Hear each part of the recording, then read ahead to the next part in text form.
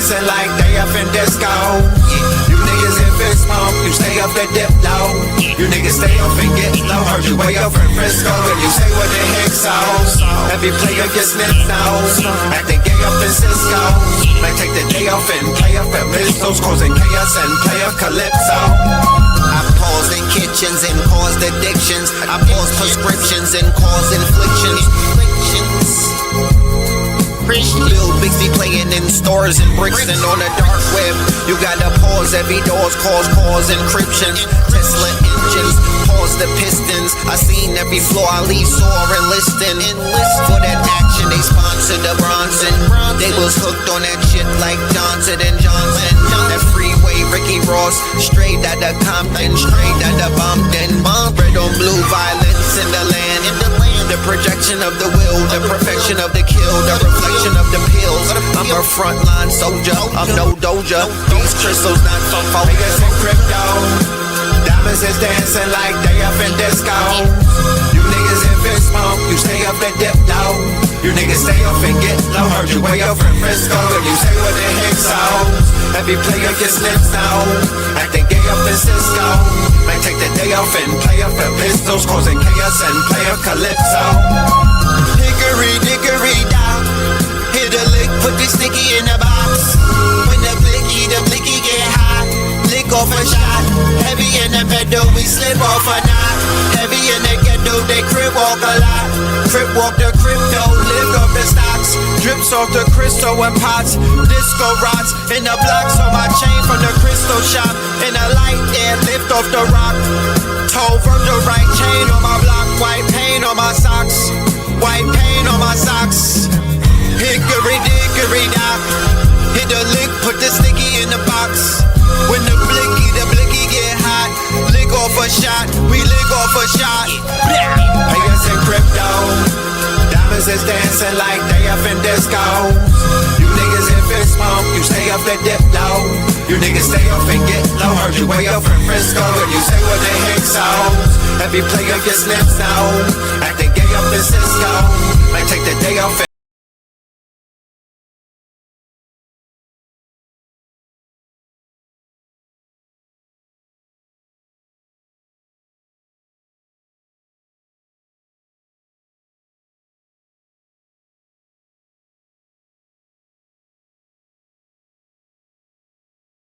Eh, eh, eh, eh, eh.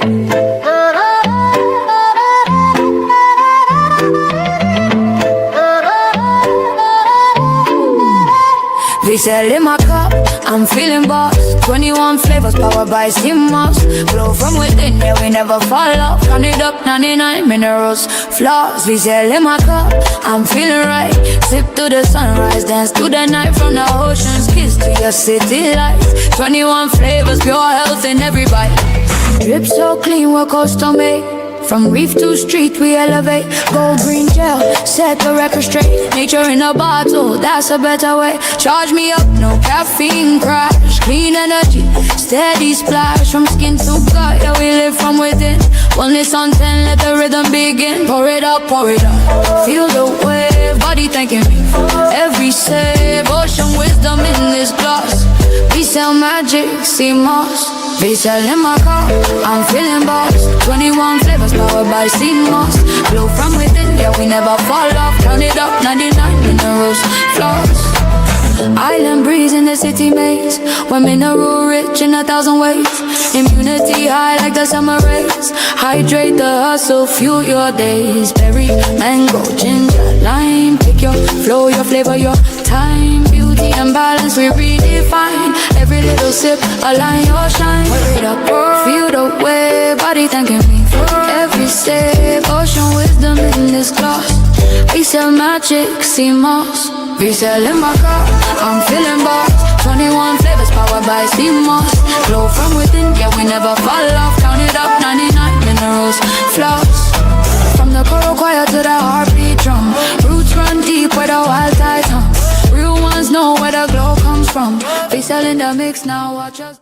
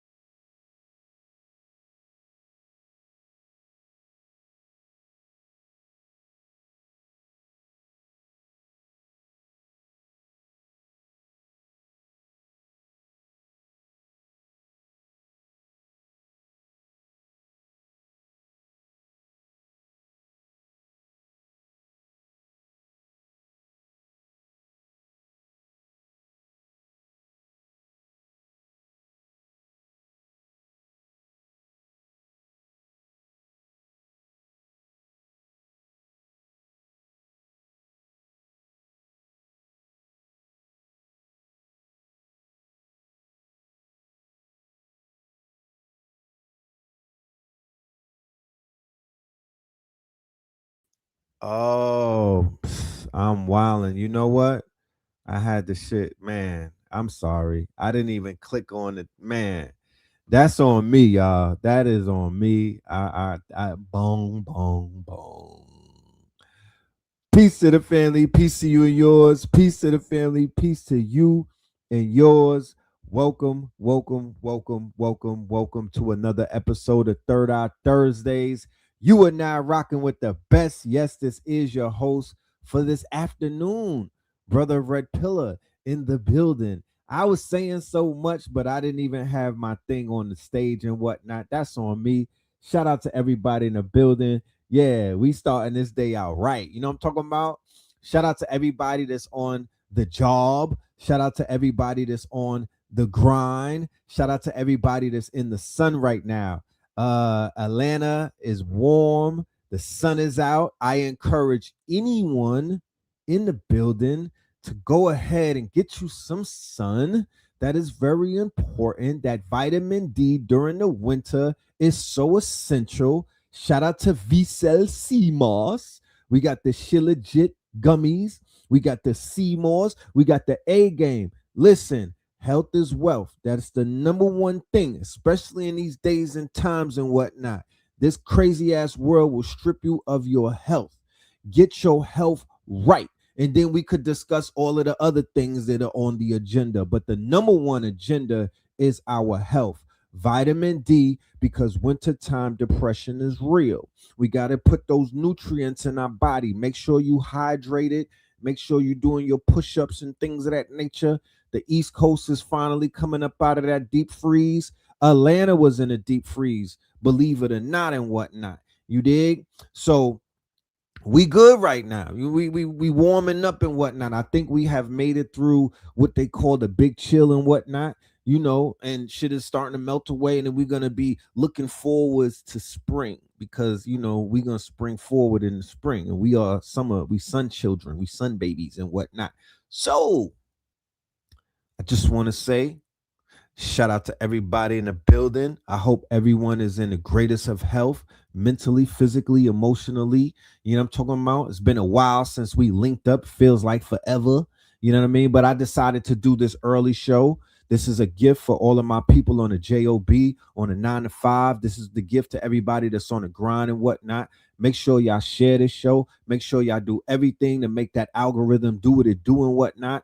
Yeah, Ramadan is approaching. You feel me? Ramadan is approaching. Shout out to everybody that's about to tap in with that.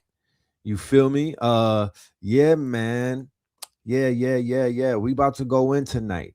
We about to go in. So let's do the roll call and then let us proceed. We do it like that. Let's do the roll call and then let us proceed respectfully. You know what I mean? And we get this thing going and whatnot. So let's see who's in the building. Okay, let's see who's in the building. Shout out to everybody in the building and whatnot. You know what I mean? We made sure that we did this one early. We don't want to do the midnight shows and whatnot. We'll let this one marinate throughout the day.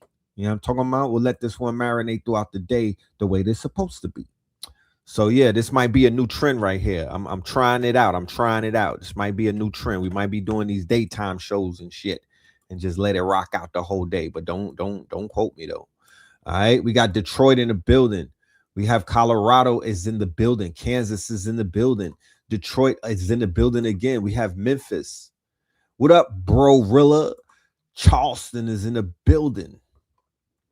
North Kakalaka. Yeah, I'm talking about New Bedford, Nicaragua. We got PG counties in the building. Hartford, Connecticut. Fort Worth, Texas. Yeah. Shout out to all of my workers, man. Y'all are very important to me. I promise you. I know I talk crazy because I'm unemployed and whatnot. However, I always want y'all to feel appreciated. I'm one of those people that on the fringes of society. Don't judge me and whatnot. You know what I mean? But I be throwing ropes back. I just want to pull y'all up out of y'all situation one day.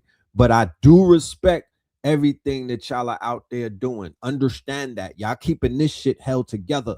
You know what I'm saying? So salute to every single person who has a gig and is holding on to their gig, is doing what they got to do to put some damn food on the table and whatnot. I respect that. Inktown, Michigan. All right. North Las Vegas.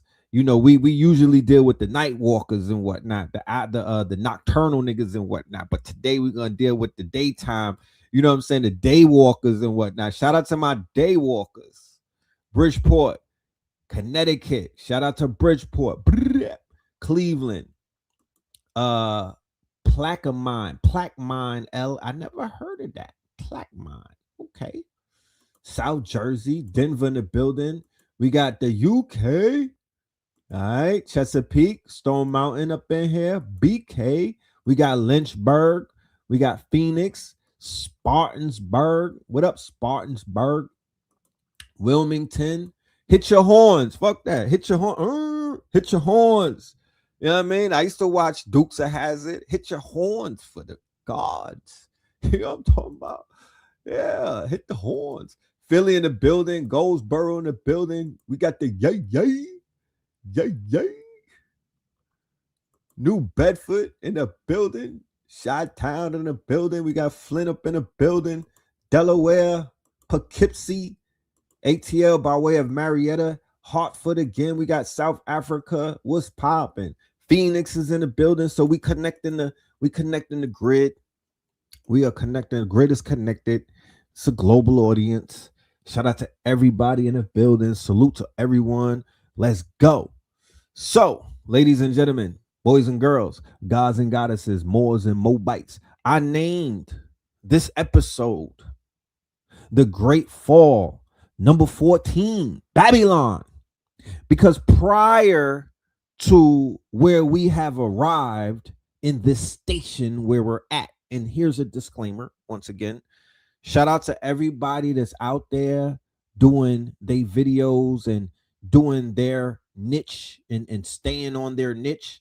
Right here, over here, what I do, I've been doing this for a very long time. I've been doing this for years upon years and whatnot. So I am on brand with what I do. For somebody to try to come up in here and do what I do, it might not work because that's not what you do. Stay doing what you do. Let me do what I do. You know what I'm talking about?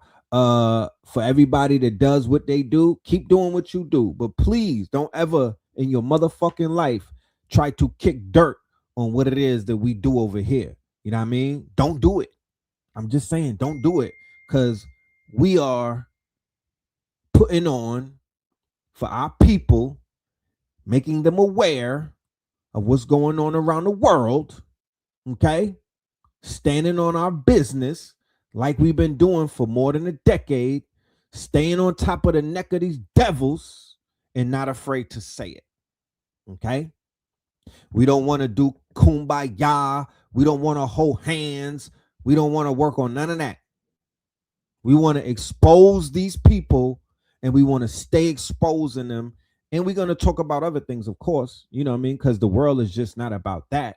But this is a time, this is a window where we have to make sense and we have to, quote unquote, you know, we can't cower. We have to stand on top of our, quote unquote, predictions. We have to stand on top of our convictions.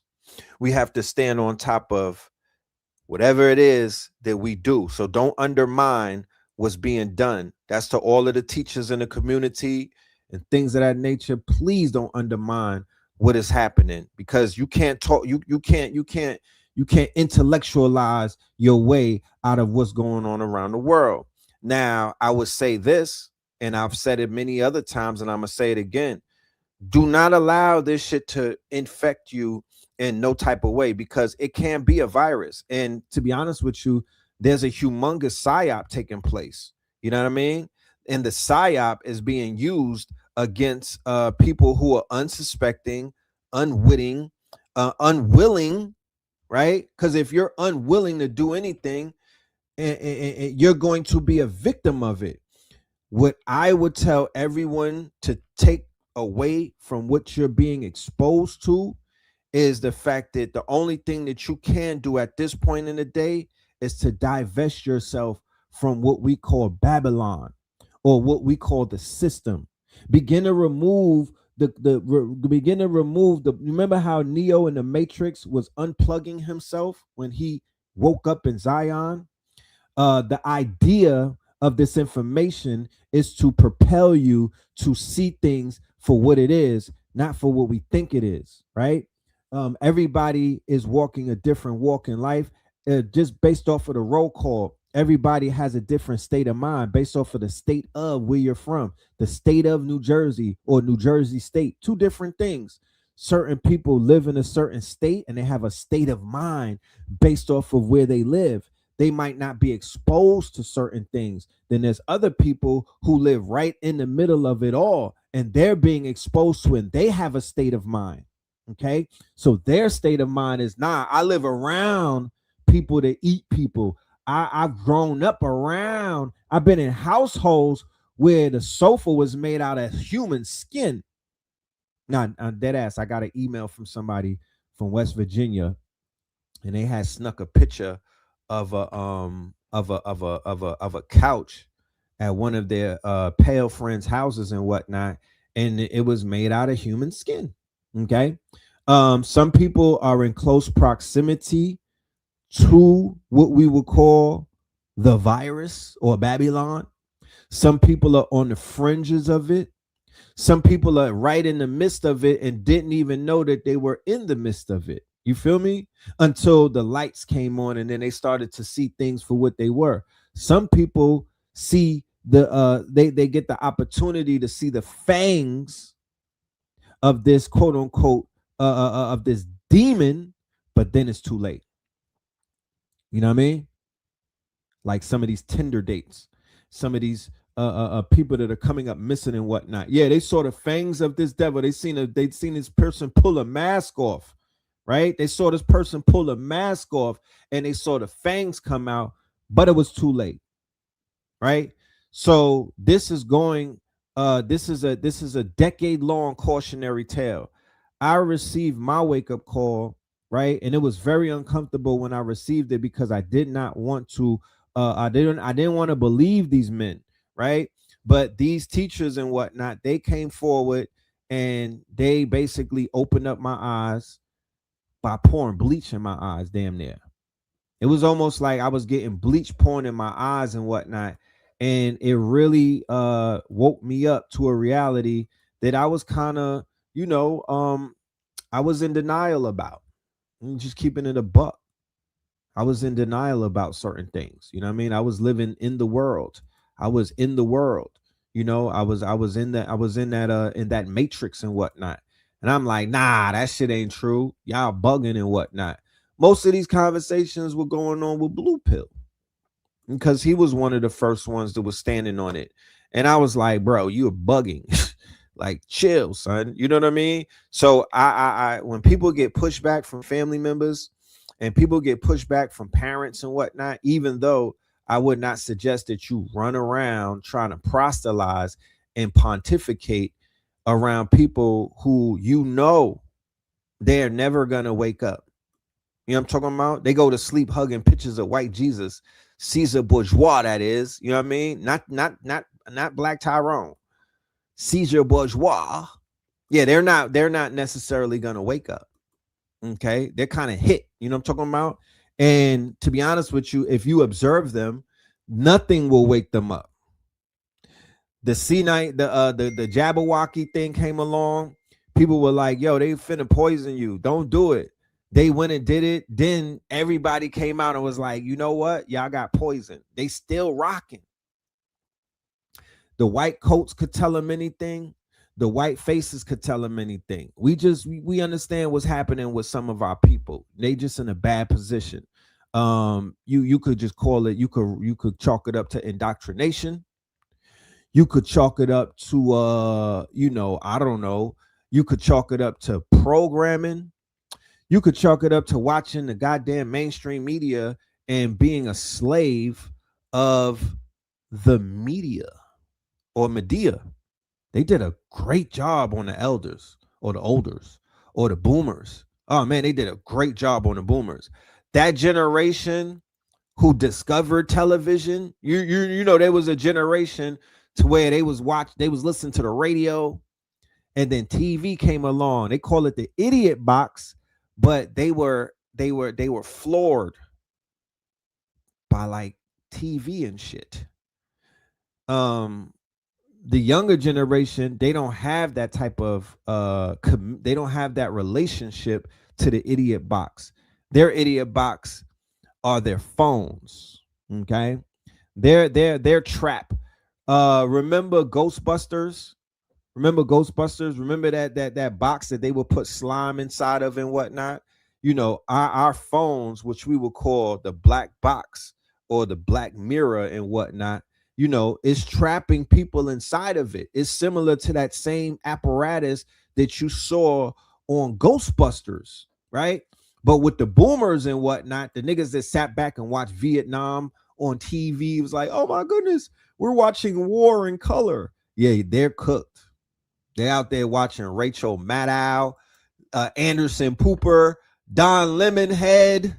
Some of them is on Bill O'Reilly reruns. My goodness. You know what I'm saying? You know, operating real heavy on Facebook. I don't know what to tell them. I don't know how to save them, you know. However, I'm not going to judge because my master teachers come from the boomer generation. My Umi, you know, Dr. Sabi, my dad, all of them, they come out of the boomer generation. So I can imagine what they were up against. And you could just imagine when they decided that they wanted to pursue this walk when 30, 40 years ago, it was completely taboo. It's not taboo anymore. This shit that we're doing right now is almost considered to be trendy. This is a trend now. This is this shit. I was just having this conversation last night about the rise in like the TikTok generation, how we forget that TikTok was niggas dancing, bro. Think about it. TikTok in its initial start or as a startup was black people putting on dance moves. They was dancing, fam. The TikTok was about niggas with happy feet, bro. That's what they was doing. They was dancing while the world was falling apart. They was on happy feet time. That was TikTok in its earliest inception. However, we have to go back, and I want to do a whole show on this. They was hitting the Quan, they was doing the nay, you know what I mean? And they were being pillaged by these melanated creators who are wild creative, right? All the time. They made that app, and then they got pillaged by that app because they were not being credited. The mayonnaise section of TikTok was cloning them. This was right around the time when everybody was being cloned on the apps and whatnot, and they were stealing our NIL, our name, image, and likeness, and making bank off of that shit. They was out there fishing people and scamming heavy and whatnot. That was around that time. We have to revisit the Great Conjunction of December 21st, 2020. Right? Yeah, Fortnite was still in the dances and not giving anybody credit when in reality they could be millionaires if Fortnite was really about that life and did them right instead of dirty. They would come up on they would still be having recurring fees and whatnot hitting their wallets. And then the Vines before that, facts, right? So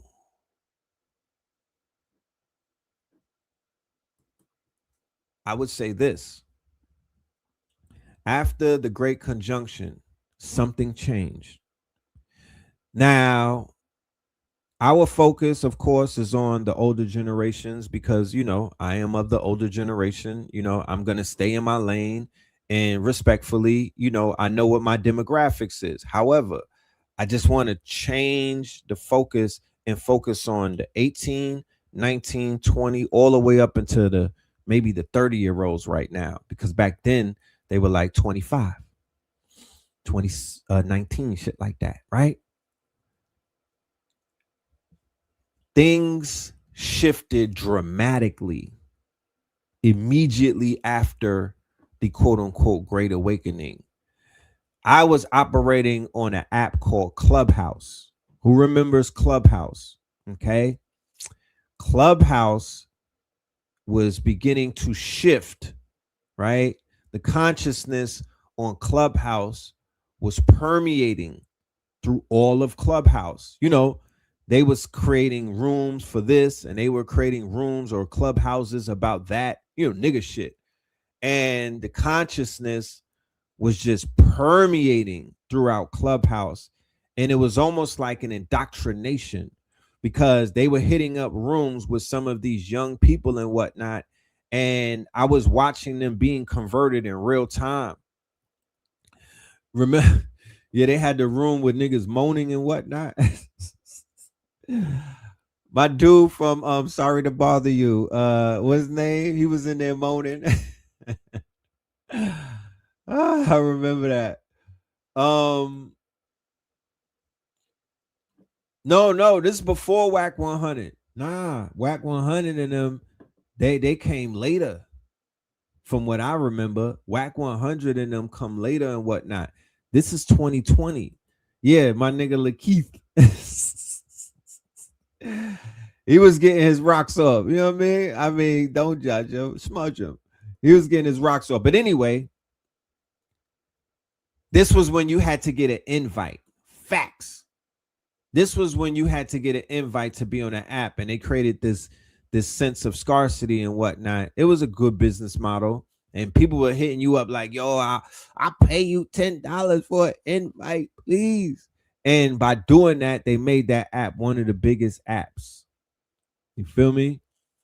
On the planet at that time.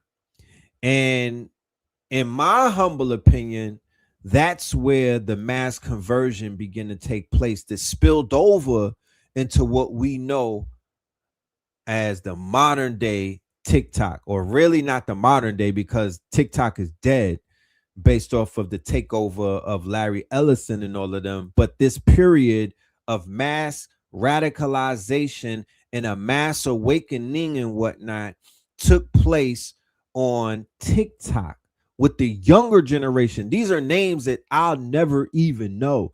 These are young creators and whatnot who, you know, they were going so hard on that app that they forced Congress and they forced the Zionists. I don't even know if I could say that on YouTube, but who cares? They forced them to take action and whatnot. Now, what really kicked off an awakening was October the 7th.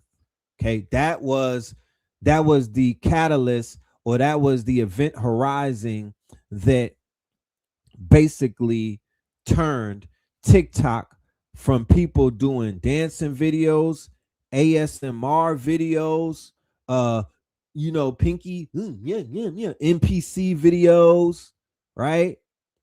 And things of that nature, into what we saw, to where them people was waving a red flag because the level of information and the rate at which it was going and the virality, the viralness, shit was going, they was hitting millions, right?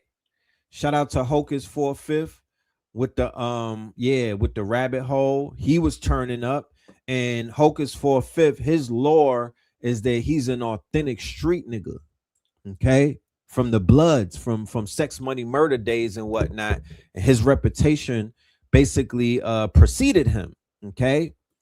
So when he basically started going with the consciousness, and he was going down a rabbit hole and whatnot, and to be honest with you, as a fly on the wall in some of those rooms and whatnot, I saw the genuine, like I saw people genuinely waking up in real time, like genuinely being red pilled, like genuinely having these eureka moments, these aha moments, these damn yo, say word type shit, right? Okay, the most honorable Elijah Muhammad's birthday is October the 7th. Y'all give it up for Baba every time, ladies and gentlemen. And I gotta give Baba his flowers. Baba TV, fire every time. Black Magic 363, Father Rich, Kia Life Productions, Knowledge to God, HOK, Sonetta. Those were the platforms that allow me and then Blue to get up and to say what we had to say, right? Unadulterated, uncensored, right? And without any type of quote unquote cut. They was letting me do that shit with no cut, no stamp on it, no stomp on it, even during what they call the adpocalypse. When they started this mass censorship campaign, they still allowed me to do what I had to do. And Baba TV believed in me. Baba TV supported what we was doing. We talking 2017, 18, 16. And we was talking about this stuff back then based off of the research that we was doing back then. It was considered somewhat taboo.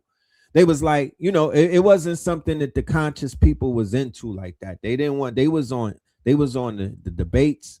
They was on some other things, you know what I mean? And respectfully, they didn't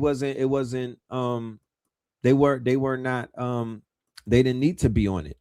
But the information was presented to them and it was received very well. The virility was there. We was doing 40,000, 50,000, 60,000 on videos, bro.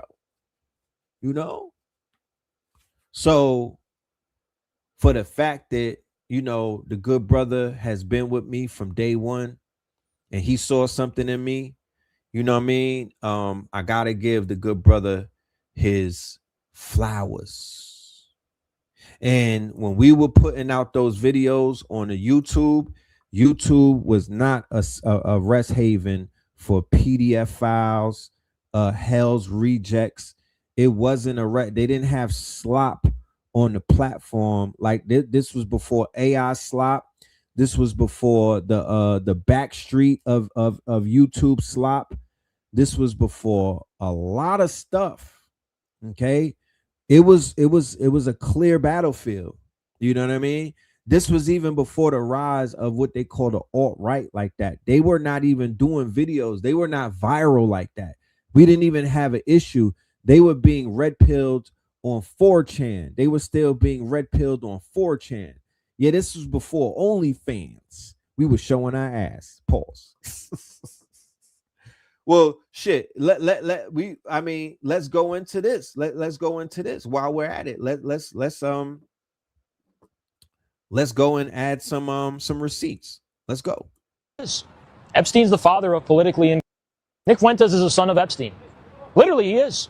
Epstein's the father of politically incorrect on 4chan. Nick Fuentes is the son. You can draw a line in the sand now and say goodbye to an entire fucking retarded ideology, which is this neo-Nazi alt-right retarded bullshit that came from 4chan in 2011, which is where it objectively came from. Let's be fucking honest. That's where it came from. I know some people are trying to say it didn't come from there. Yes, it did.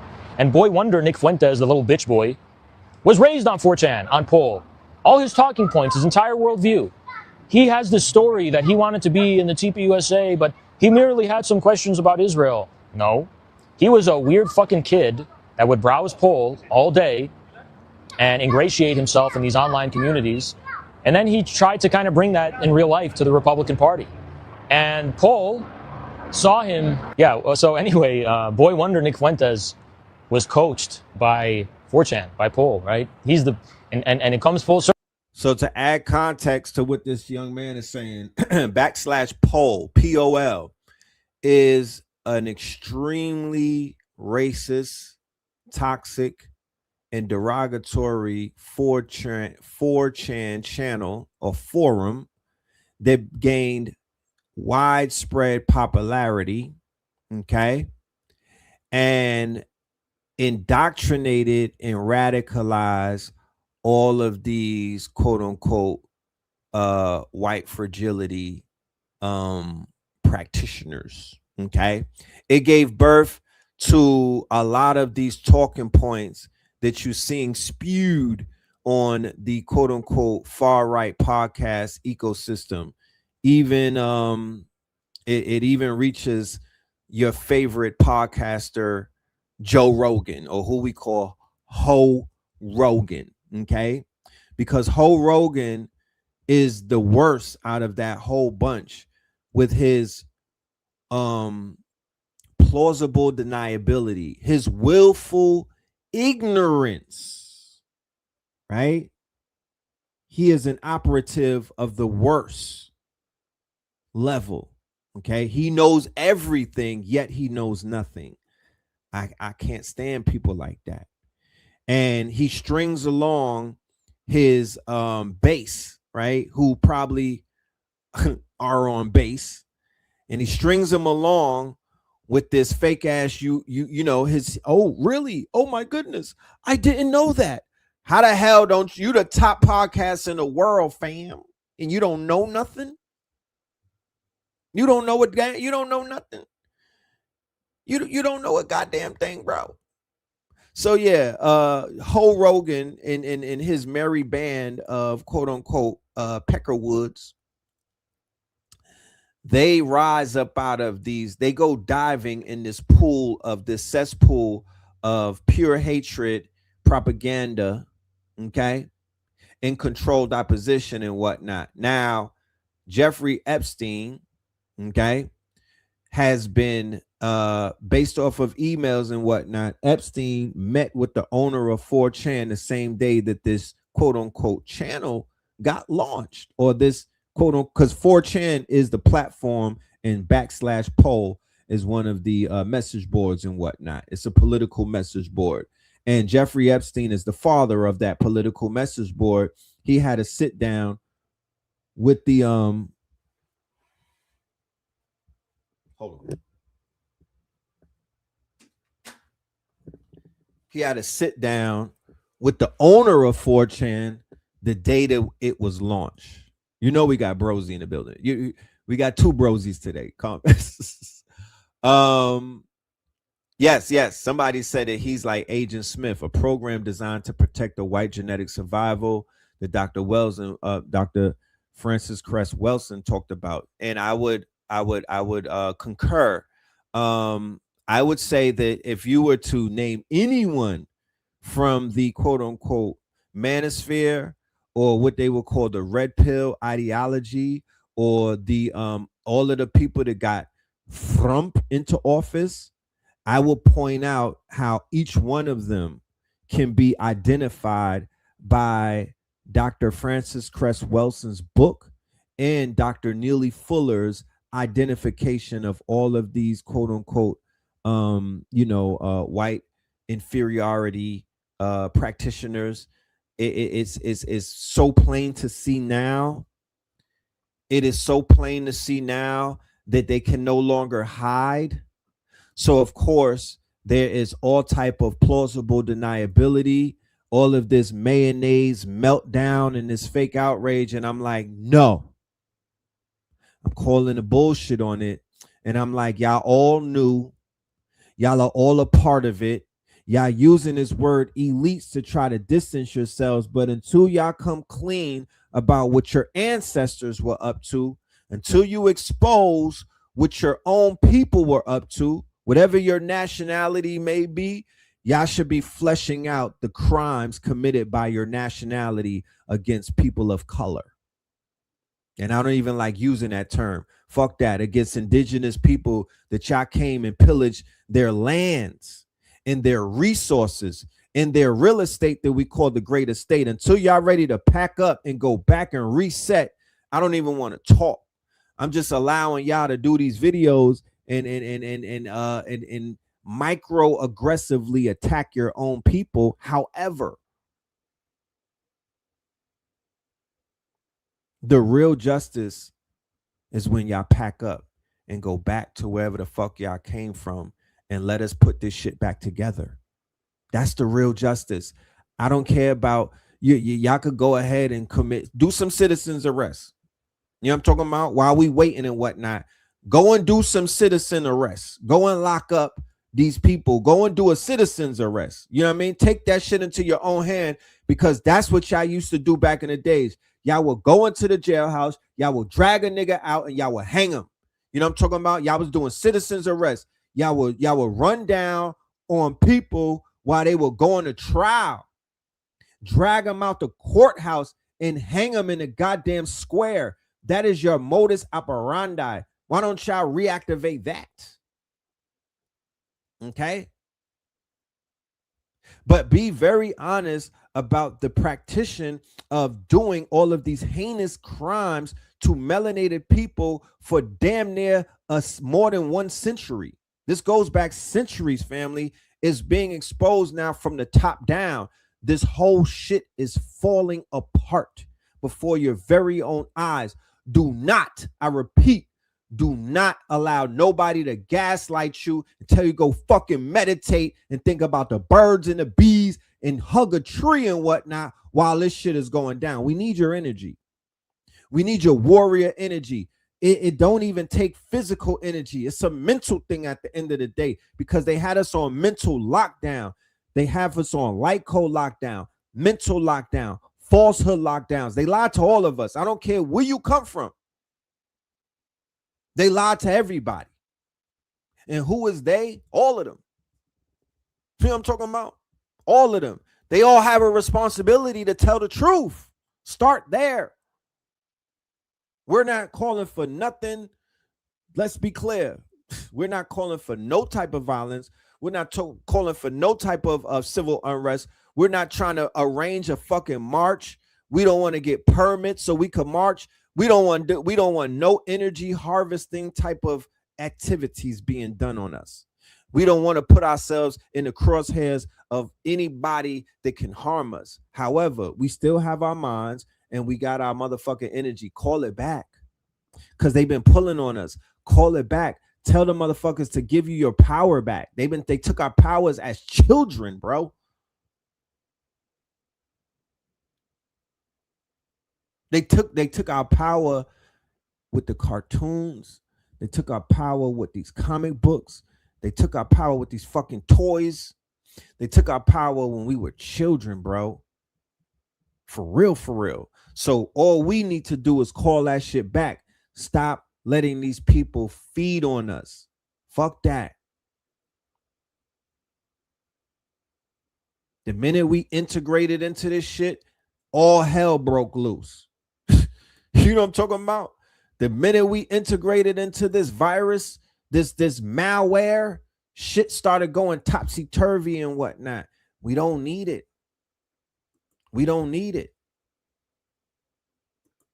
The brothers who got the reparations in Chicago, fucking salute. You know what I mean? It starts there and it needs to keep motherfucking going. It needs to keep going until it covers all 50 some odd states.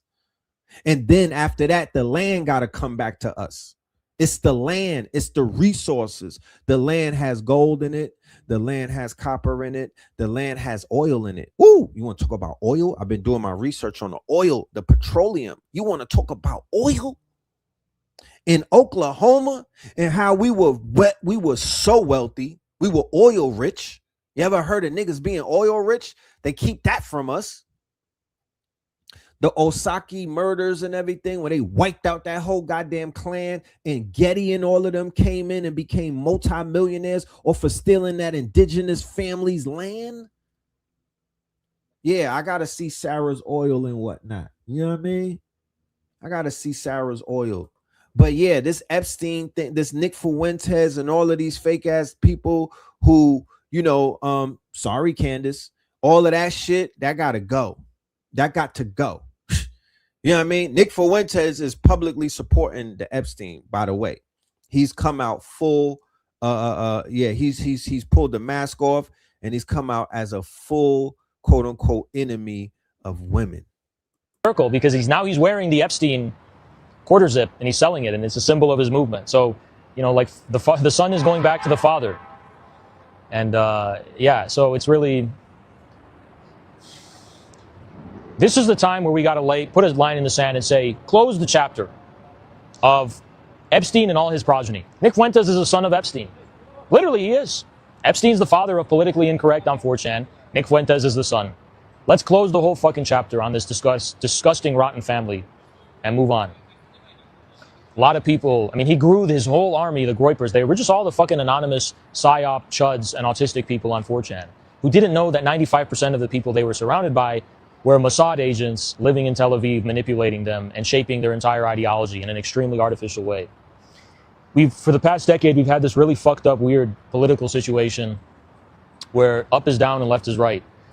And I'm just here to let you know, after traveling outside of the United States of America and getting my passport stamped and going into Bad Bunny land, okay, I'm here to let you know that the influence of the Groypers is very strong. They have a standing army, okay? They have a standing army.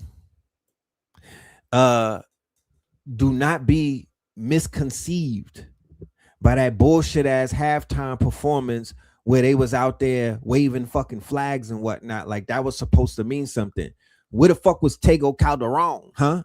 If you really want to talk about bringing the people, where the fuck was Tego at? You know what I'm talking about? In the flesh. You brought Lady Gaga and Tricky Martin and Dickie Martin out? No, those are, you know what they represent, right? You know who they riding with, right? You know who they riding with. So that whole shit was a psyops. That whole entire goddamn performance was a psyops. Because like I said, it's happened before.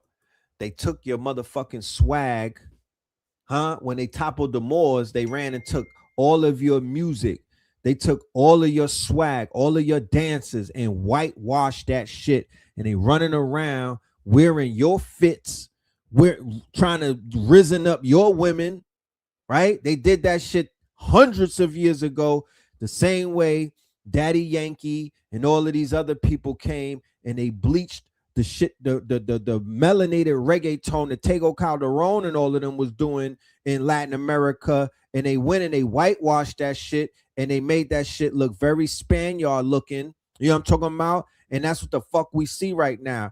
And then to make matters even worse, I went down a rabbit hole. Bad Bunny didn't look like he looked now until he met Diddy. Okay? He didn't look like he didn't look the way that he looked now. He met Diddy and everything changed. Pause.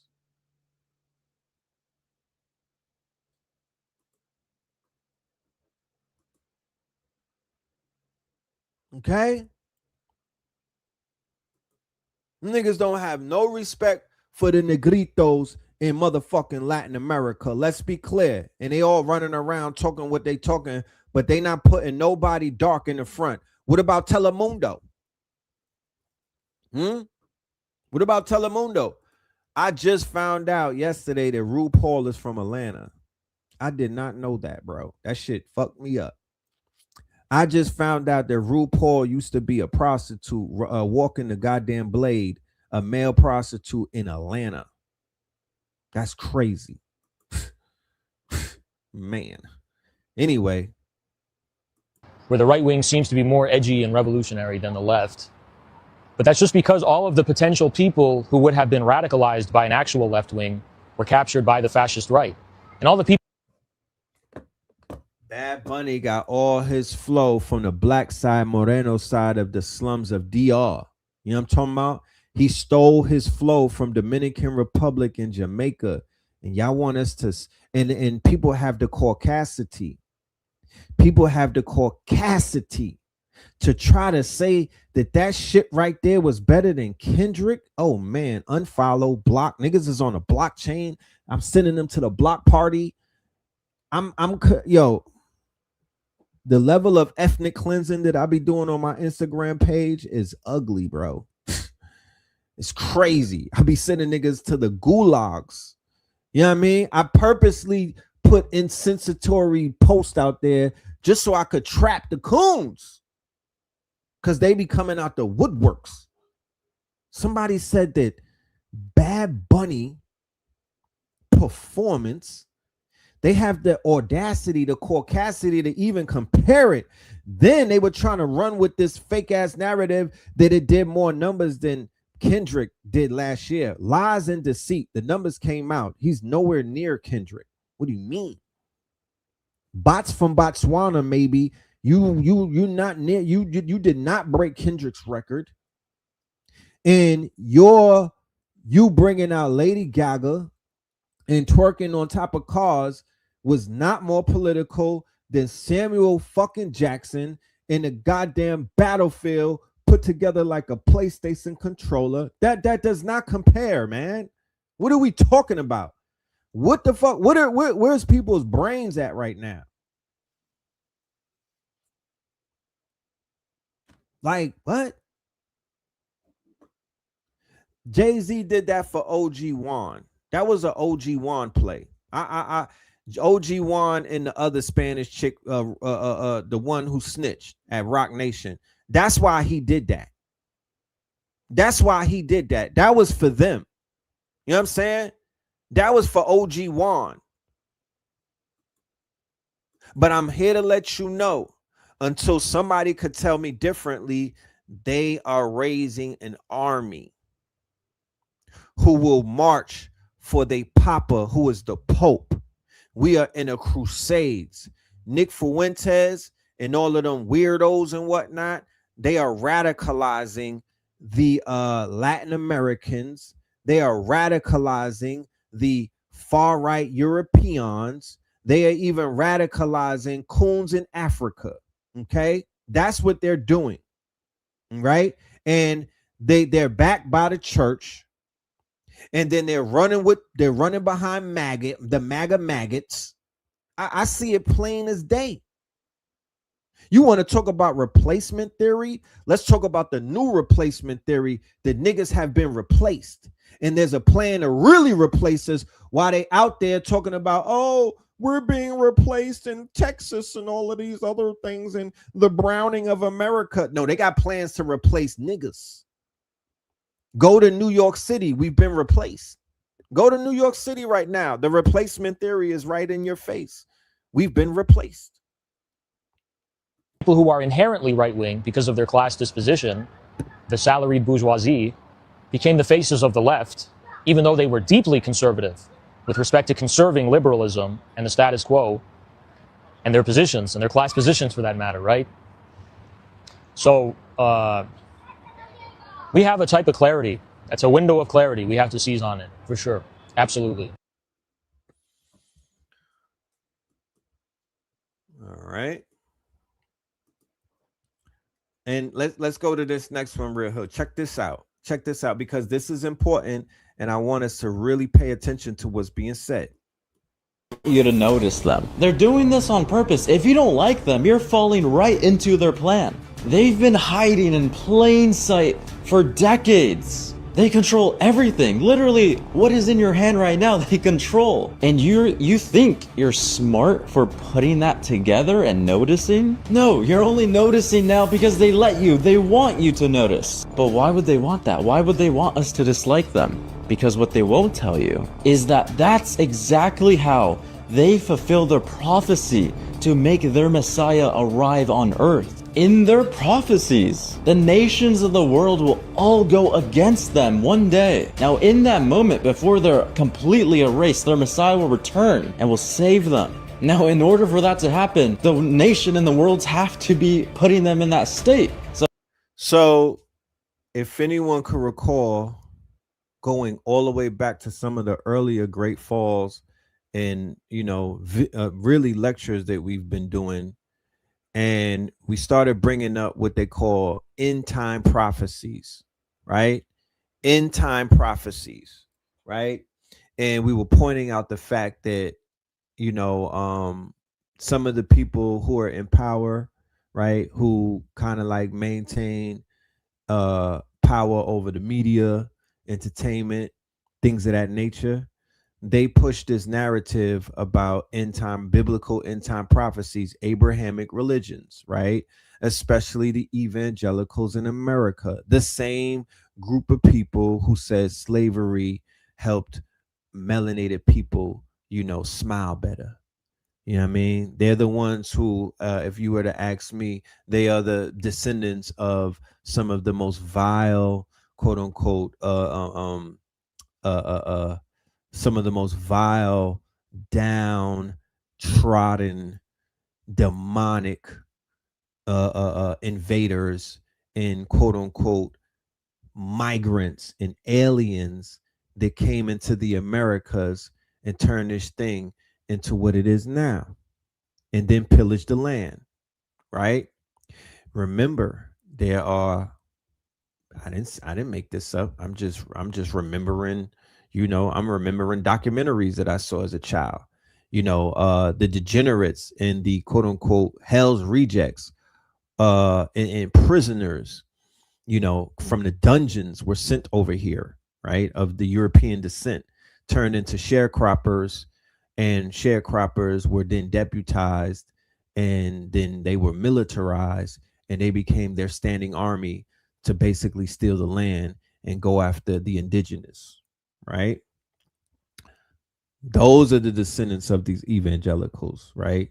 And their whole thing is about end time prophecy, right? So the provocation that you seen with Gaza on October 7th, that's in the book. That's helping to push this third temple type of thing, right? The red heifers, the cows that they had to kill and turn into ash, they already did that, right? Inside of their revelations or their end time prophecies, they are being hated by the world. The world turns to hate them.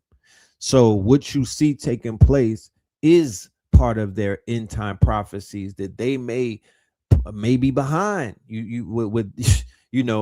may be the hand behind it. However, you still have to factor in the fact that we are in this apocalypse, right? And what apocalypse means is we are in this reawakening. We are in this phase where we are opening up our eyes, and our eyes are being opened up. Okay. So two things could be right at the same time, right? That we're in this day and time where shit that was necessarily in plain sight or hidden is becoming very evident to us right now. And we could look at it and say, damn, that's crazy. I never realized that these people were behind that and this and that and that and this. Okay. But what he's saying, I just want y'all to pay attention to. So yeah, they're doing it on purpose. They want everyone against them. So yes, as backwards as that sounds, they're purposefully expediting and fast-tracking their own prophecy. And us hating them is just working. Crazy, right? But it's going to work. Why? Because as Catholics, we believe this will happen in Revelation. However, in our Bible, the person that does end up coming to save them, it's not the Messiah, it's not Jesus, it's the Antichrist, who they believe is their Messiah. Lucky for us, even though their prophecy will come true, it is only half of the prophecies, with the remainder being Jesus coming in at the end and saving all of humanity. So once again, what's the reason for divestment? Because none of us is following that shit right there. I'm not following it. I ain't into no religions, especially dealing with the end time prophecies and stupid shit. I'm not following none of that. That is not why I'm here. I'm more so looking for the third eye atlas before I'm looking for Jesus to come back, or what they would call their messiahs. I'm not a part of that. So we know that there's a large influence of Abrahamic religions, and they got billions of bodies attached to each one of them. And I'm removing myself from that type of energy. I don't want to be a part of none of that. I don't give a fuck what it is. I don't. I'm divesting myself from any type of organizations or anything that's dealing with that. I don't want to deal with it. I don't even recognize that. Let them people deal with that shit and that confusion. I'm more on a spiritual path, cleaning up karma from generations ago, preparing myself so I don't have to come back to this bitch, shit like that. You know what I mean? So, and then I'm watching Babylon fall. You know what I mean? That's what I'm watching for. So if that's the end times, then goddamn it, let it end. But it's not the end of my time, because there was never a time when man wasn't. It's not the end of my times. It's the end of their times. So yeah, Babylon is falling right before our very own eyes, and rightfully so. You know what I'm saying? It's a wicked empire. And as we can see, you don't need me to say it. You might be like, damn, why Red is so hard on these people? He needs to take a breather and whatnot. Okay. All right. Whatever you say. You know what I'm saying? I'm going to keep saying what I'm going to say, and you're going to keep saying that passive shit because, the proof is in the pudding. The proof is in the pudding. I don't care if I got to fall back into myself and just be a loner, you know what I mean? In a cabin somewhere with a hammock, you know what I mean? I'm going to do what I got to do to remove my energy, remove myself from these spaces where these people be at, remove myself and place myself in a more conducive environment that speaks to my quote unquote mental health and my overall health, because DNA responds to environment. So we would fare better in what I call living lands, places that are alive, not the concrete jungle where turned into a killing field, unfortunately, and so many of us have been placed in these killing fields, and it's killing us, on a hamster wheel, trying to keep up with the Combs and the Joneses, living a lie, living a program, living a construct. And then when it even comes time to unfigure this shit out, people start getting brain fog, and they feel mentally defeated because it's like a fucking Rubik's Cube. So my main thing is, quote unquote, coming to a place of mental clarity, coming to a place of mental clarity. Somebody says, Goofy, your twin brother reads from the Bible every Sunday, and Babylon was mentioned in the Bible first. I'm not my brother, Goofy. What one man do, the next man don't have to do. Like, I'm not my brother. And to be honest with you, he's not reading from the Bible to try to make you niggas Christians and whatnot. He's not reading from the Bible for an indoctrination. He's not pontificating from the Bible to try to convert. It's not what he's doing. Okay? It's not what he's doing. He is being kind enough to not forget and not to run away or turn his backs on those who are out there who still read from the book, or who still follow the book, or who still adhere to the book. You know what I'm talking about? He's breaking that shit down. He's unpacking it. He's decoding it only the way that Pope Pablo can. I don't hear him trying to get you niggas inside of a church. So, it is what it is. You know what I'm talking about? You have the right to say what you want to say, and I have a right to answer it. But no, me personally, I'm just not with that. That's not my thing. I'm not giving that type of energy. I ain't with it. And I'm not with it. I ain't with the end time prophecies. And my name is Philip. It will be considered a biblical name. But what the fuck? Does that make me a goddamn Christian? No. So let us continue. Let's get into this one right here about, let's just set the stage before we move forward and whatnot. Let's set the stage so we understand why we're here and what we're really doing with our consciousness.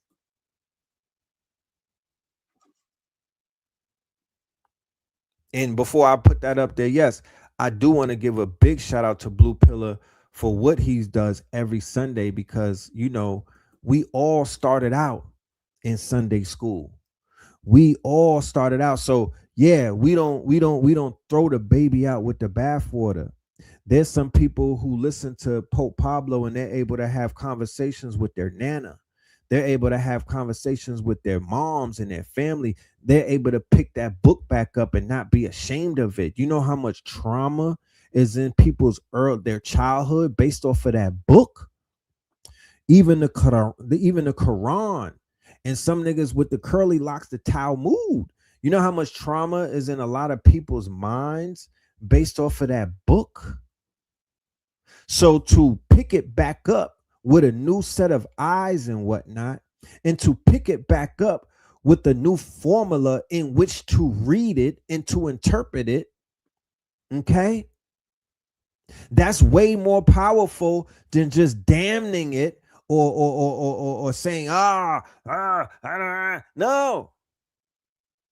No, this man is doing the work that many cannot even do. So I just want to make that clear. The world, the universe exists in our consciousness. The world, the universe exists in our consciousness. And I've said this before, and I'm going to qualify it. I'm gonna definitely submit this shit and qualify it about consciousness and the power of consciousness, even the threat that consciousness has on these people who assume control over our minds and our bodies. So this is a secret of the universe. The world, the universe exists in our consciousness. The consciousness is what's real. The material is what's false. And as we imagine, we participate in the universe, we change the universe. And we focus on a certain reality, that reality becomes manifest. It becomes reality itself. So instead of me supporting our people being red pilled by these stories that are surfacing, being confused, being traumatized, being triggered, no, my approach is mentally, consciously collapse it, right? Consciously, you know, what you put your energy to, or what you put, you know, what you focus on, you can expand. Well, I'm focusing on the goddamn great fall. I'm focusing on this shit collapsing. I'm focusing on some type of change coming from the universe, the spirit realm, right? I'm focusing on the covers being lifted off of this shit. I'm focusing on the veils being lifted, the seals being broken. That's what I want to focus on. That's what I'm going to put my Godhead, right? I'm going to focus on that shit collapsing, because I've seen it collapse before in different lifetimes, and I'm going to keep seeing it happen again. So yeah, that's why I'm like, let's get our minds right. Let's get our minds right. Because if we are in the, if we just leave it up to happenstance and just leave our people in the audience and whatnot and leave them in the crowd to figure this shit out on their own, who knows where you're gonna put your mind into. A nigga might run back to the church. You know what I'm talking about? You know, I mean, think about it. You got people saying, oh, the Epstein files, I'm running back into the church. Nigga, your pastor is on the island. How about that? He's in the files. Okay? And by living in the memories of others, we become immortal like Jesus. And by constructing our lives in a way that allows for Jesus to return, we can resurrect Jesus in ourselves. Okay, so that's a good secret of the universe. This is a secret to immortality, reincarnation, and godhood. Okay, these three things. Immortality, reincarnation, and godhood. I want to focus on that. You know what I'm talking about? I want to focus on that. What did Tupac say? Thug immortal. What does that mean? What he said was, and what the African proverbs say is that if you want to immortalize yourself, right, you want to impress yourself into the minds or the subconsciousness of many, many people so they do not stop saying your name. That is the premise behind the TV show American Gods. When they stop saying your name and when they forget about you, your ass is dead. Okay. But while you're here, if you put on, that's why, and you know, everybody thinks that human beings are supposed to live to be 100 years old, and that's not the truth. That's not how this shit works. That's not factual. Like they say, some people, like, they go out young, like James Dean. Okay. They put on for 25 years, like Tupac Amaru Shakur, and they immortalize themselves and whatnot, to whereas his memory will last for lifetimes and generations. They have murals of him around the world. They're gonna erect statues to this man. Okay. He came here, he put on, he got the fuck out of here. Think about it. Right? So when he does reincarnate, he didn't sit around till he's 80 and 100 and he popped out. Oh, he was Epstein's Island with Madonna. Oh, you know, they say if you stick around, what do they say in Batman? You stay around long enough on the stage, people don't know when the exit left. They don't know when the exit stage left. They stick around and you watch your hero become a goddamn villain. So people, the 27 Club is somewhat demonized and it's conspiratorial and whatnot. But in my mind, the way that I see it, they tapped in and tapped out. You can't tell me how long I'm supposed to be here. You can't tell me I need to have children and before I die. No, that's not how that shit works. Some people signed a contract to come here, shake the fucking shit up, turn tables over, kick shit over. You know what I mean? Make an impact and then bounce. And then come back as a cat or some shit. I don't know. Whatever the fuck. You know what I mean? Look at the babies that are coming back. Look at the rate. Look at the ones that are coming back. The ones that are coming back have the spirit of the ones that just left. Like the 18 and the 19, the YNs and whatnot. The young children being born got the YN spirits. It's a recycling taking place. Okay? So immortality, reincarnation. And most of us will fail. But it's okay because why? Because our conscience is forever. So reincarnation means that when we die, we can escape back into spiritual, and then maybe 1,000 years later, we come back. Okay, so it's a constant cycle where we're trying to achieve these three things: immortality, reincarnation, and godhood. And the secret is love, power, and our imagination, okay? We're here to imagine things. We are here to imagine things, ladies and gentlemen. And with that, I got to go to this commercial for the Imaginarium because he said it. I didn't. It's my guy right here. But he said it and I didn't. I want our imaginations to thrive.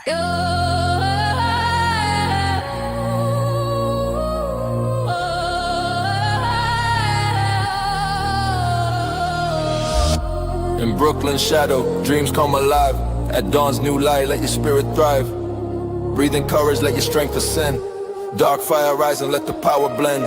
Your aura's a beacon, luck finds its way. With bold steps forward, seize a new day.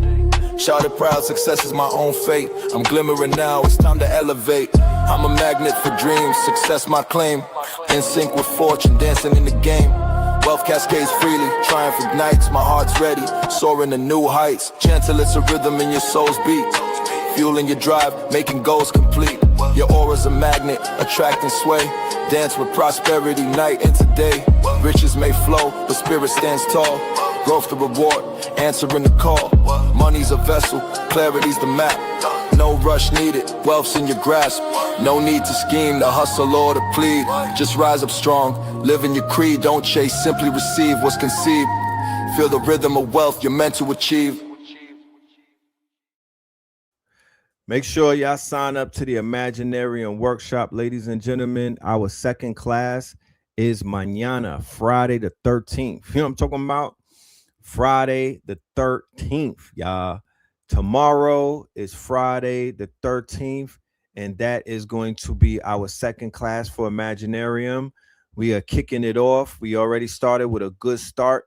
You know what I'm talking about? And yeah, we here to expand our imaginations. We are here to expand our imaginations. Tomorrow is Friday the 13th. Make sure y'all pull up to the Imaginarium. You know what I mean? We are making movies. We are tapping into our imagination. Okay. We are living limitless over here. You know what I mean? That's how we're going to take our power back, by tapping into our imagination. Okay. Our imagination. You could click the QR code right there. You could click that QR code with the duck in the middle, and that will get you tickets to the Imaginarium. It is a 90-day workshop. We're doing it in 3 cycles. So you get 30-day cycles. You could choose either the 30-day cycle, or you could choose the full 90 days. And the 90 days is going to be 444. And the 30-day cycles, I think, is like 120. You know what I'm saying? So definitely tap in. We're going to have the Claude bot working 24/7 with agents and everything, creating these AI movies. We're going to have Original Black God as one of our guest teachers. I got my good brother Giant and whatnot. He'll be teaching the psychosomatic cinema. Man, make sure y'all tap in, y'all. Imaginarium, blueprints in the planetarium. Okay, we working. We are working. All right. Okay, so this is a great secret of the universe. This is a secret that religions have passed on through thousands of years of human history, and which schools, science, government, all the powers that be try to suppress, because it is a direct threat to this reality. Okay? So they want to control your mind. They want to have control over your consciousness. They want to put you in this state of fear. They want to put you inside of this psychological operation so you cannot think straight. Be very wary of the tactics that are being used right now in this psyop that is called the Jeffrey Epstein files and whatnot. Be very clear that this is a psychological operation. This is not normal. This is not a disclosure. This is not what you think it is. Okay. This is them basically switching things up. Let's check this out. The E-Files has revealed to us crucial information about the new ways that elite power operates. We're no longer the Foucauldian panopticon of discipline and surveillance, because power doesn't work through punishment anymore. Instead, it works by exploiting freedom. This is a shift that philosopher Byung-Chul Han identifies as psychopolitics, a form of domination that operates through digital platforms, big data, and affective manipulation rather than overt coercion. Seen through this lens, the E-Network is a case study into how elites participate in engineering the political psyche of the digital age. What I'm referring to, of course, is Maxwell's documented role as a powerful Reddit moderator and E's role in the creation of /poll. Their role in shaping these digital infrastructures point to an unexamined dimension of elite influence. That is, control not only over institutions, but over the environments in which ideology is formed. For over a decade, /poll functioned as a major incubator for right-wing rhetoric, producing and amplifying narratives like Gamergate, QAnon, and Pizzagate, which was significant in getting T elected in 2016. So with all this considered, contemporary political polarization and culture wars starts to look less like organic democratic disagreement and more like a highly profitable and functional mechanism of control. This form of power is new and uniquely available because of technology. By using the data it has on users, it can predict their behavior and exploit their psyche to direct them towards their own ends. And so users experience themselves as autonomous, red-pilled truth seekers fighting against the liberal mainstream agenda, all while their very beliefs are being psychopolitically manipulated. This is precisely the mechanism Han described. He writes that contemporary power facilitates intervention in the psyche and enables influence to take place on a pre-reflexive level. Influence and power are exercised not through force, but through the subtle manipulation of desires. Unlike traditional authoritarian systems that impose discipline from the outside, neoliberal power encourages individuals to act upon themselves. The subject internalizes power relations and interprets them as personal choice. As Han explains, the subjugated subject is not even aware of its own subjugation. The whole context of domination remains entirely hidden. Consequently, the subject thinks itself free. And this, he argues, has profound implications for free will. He writes that for human beings to act freely, the future must be open. However, big data is making it possible to predict human behavior. This means that the future is becoming calculable and controllable. This is what makes psychopolitical control so effective. It doesn't operate against the will of individuals, but psychopolitical control. Psychopolitical control. through it. So that's how we get gripers who believe they're resisting the system, all while their anger is being intentionally redirected horizontally towards culture wars rather than vertically towards class struggle. Meanwhile, you have Clinton, Chomsky, and T all getting sucked off in the same room. So psycho-spiritual warfare, right? That is a great definition as to what is taking place. Chaos, magic, right? It would be criminal of me to see what is going on in society and not try to make sense of it to the audience and just say, hey, how about those Nets? Or what about the Super Bowl halftime show and all of that? You know, everything is related. Bread and circus, distractions. This whole thing is somewhat of a distraction. However, it's not a distraction to the point where there's not a reset taking place. Okay. So this is an important distraction because, of course, this has multiple implications. It's not just surface level, right? But what it is it is enough evidence, it is enough pretense or pretext, and it's enough catalyst for our people to chew off the fucking chains and whatnot, to break free of whatever type of indoctrination we may be under and whatnot.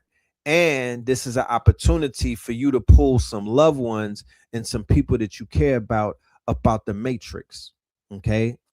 The window will close very soon, but this is the opportunity to pull some of those that you love out of the matrix. And what does that look like? Well, thank you for asking. What it looks like is almost similar to what I talked about earlier with the grand conjunction in 2020, where melanated people woke up out of nowhere. The younger generation, though, because I meet a lot of people.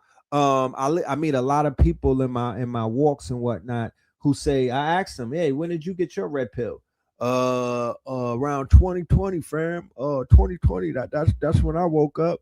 And I'm like, all right, when exactly?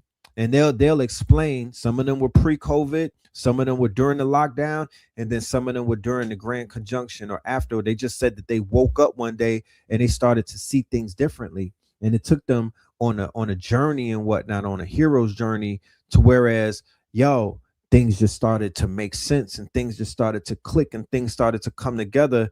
It didn't help the government that in the next 2 or 3 years, they were basically putting they were basically showing their hand and whatnot. They were showing their fangs when they were trying to get everybody jabbed up. Right. So that was a huge catalyst for people to open up their eyes. So that is what we see now in this certain situation, that, you know, people who may have been willfully ignorant, this is something that they can't dodge. This is something that they can't ignore, right? There's a lot of trauma out there in the world, okay? And people, you know, people who have been traumatized, it wasn't by the people that look like Jeffrey Epstein. It wasn't by what they would quote unquote call an elite. You know, some people got traumatized by people that look like them in their hoods, in their house, in their households, you know, people that they trusted and whatnot. So, yeah, we do understand that this whole fiasco has implications to where people are like, I don't want to be triggered. I don't want to be, you know, this shit is triggering. I don't want to be triggered. I'm being reminded of things. And like I said, I get it, because you're not going to find what it is that you need in this case, in regards of, you're not going to see men hanging from a gulag. You understand? You're not going to have a district attorney who will get up there, right, and apologize, right, for the survivors. You're not going to get that. You're not going to see men hanging, right, from ropes and whatnot. You're not going to see men getting dragged out of their quote unquote ivory towers and whatnot and whooped in front of the people. You feel me? So that is, I don't want anybody to be under the pretense or the pretexts or the illusion as to something like that is going to happen. No, you're going to get Pam Bondi.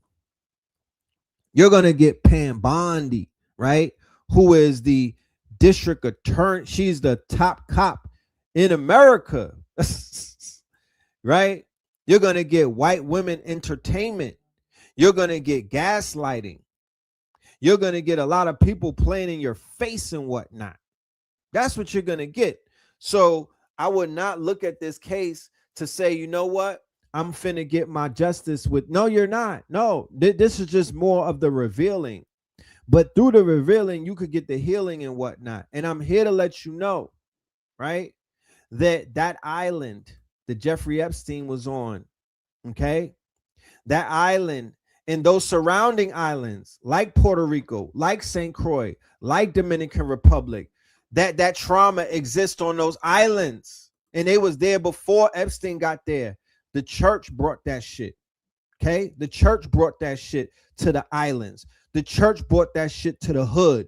The church brought that shit to Latin America. The church brought all of that shit to Africa. Let's be clear. Let's be clear. Okay.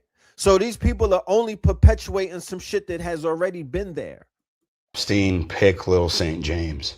All of St. Thomas in the Virgin Islands has actually been the base of a human trafficking operation for over 300, maybe even 400 years. These families, who happen to be Sephardic Jewish families, would relocate to the Caribbean, in the 1600s and get established as shippers, but human trafficking was one of those big businesses. The two families that really come to mind are the Yulee family and the Levy family. Both those families came from St. Thomas. Right next to Little St. James. Right next to Little St. James. Those two families would go on to produce America's two first Jewish senators, David Levy Yulee and Judah Benjamin. And they would go on to be arguably the second and third in command in the Confederacy during the Civil War. And they were fighting to keep human trafficking legal. Correct.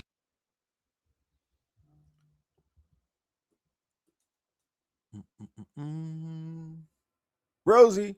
Reason nothing gets better. No matter who you vote for, what laws you pass, or how hard you scream. Because you're not living in a broken system. You're living in a ritual, and the system is the altar. Give me 60 seconds and I'll show you what they never wanted you to see. Moloch never died. He just put on a suit. Look, in the ancient world, Moloch was worshipped through fire. A bronze bull, children placed in outstretched arms, drums played loud enough to drown the screams. It was not religion, it was transaction. Sacrifice your child, gain power, prosperity, protection. Now look around today. Child trafficking rings protected by governments. Celebrity kids ritualized and destroyed. Youth sent to wars to protect corporate pipelines. Gender experiments sterilizing children under the banner of choice. Still think Moloch is dead? He doesn't need your belief. He just needs your silence. They've evolved the ritual. The sacrifice isn't at the temple anymore. It's in your schools, your hospitals, your headlines. It shows up as war memorials,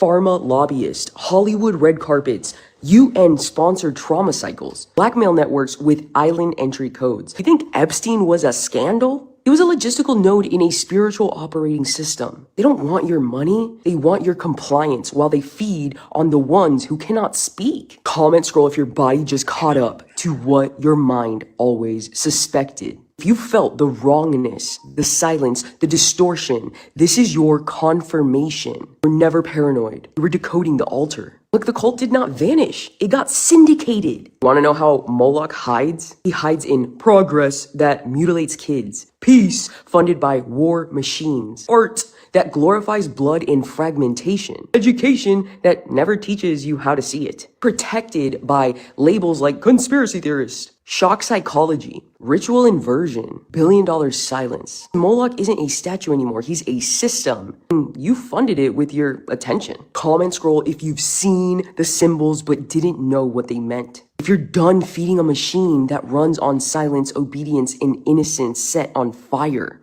that's you, then this is your moment. You do not escape it by looking away. You collapse it by naming it. Moloch survives because we stopped calling him out. Rosie. All right, let us continue. So you might see this picture And you might say, well, God damn it, who is this person? Now, let me preface why today's episode is called The Great Fall. Leading up to yesterday, we had the release of these files. We had some people's favorite president, Donald Trump, talking what they talk. But we did not hear from a representative of the Justice Department. We did not. Up until yesterday, we did not know how they felt. We did not know where their compassion was. We didn't know what level of empathy they possessed. Correct? And then it all came crashing down at a Senate or Congress hearing with Pam fucking Bondi. Okay? And then everything was made clear. If anybody watched that hearing yesterday, that was the most eye-opening, disgusting display of psychopathic narcissism that I have ever seen in my entire 50 years. I mean, this is the top cop.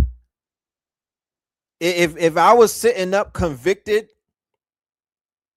if I was sitting up in the pokey, and Pam Bondi was the attorney or the goddamn attorney general behind that shit, and I saw her get up there and completely disrespect every single goddamn person who is a victim or rather a survivor,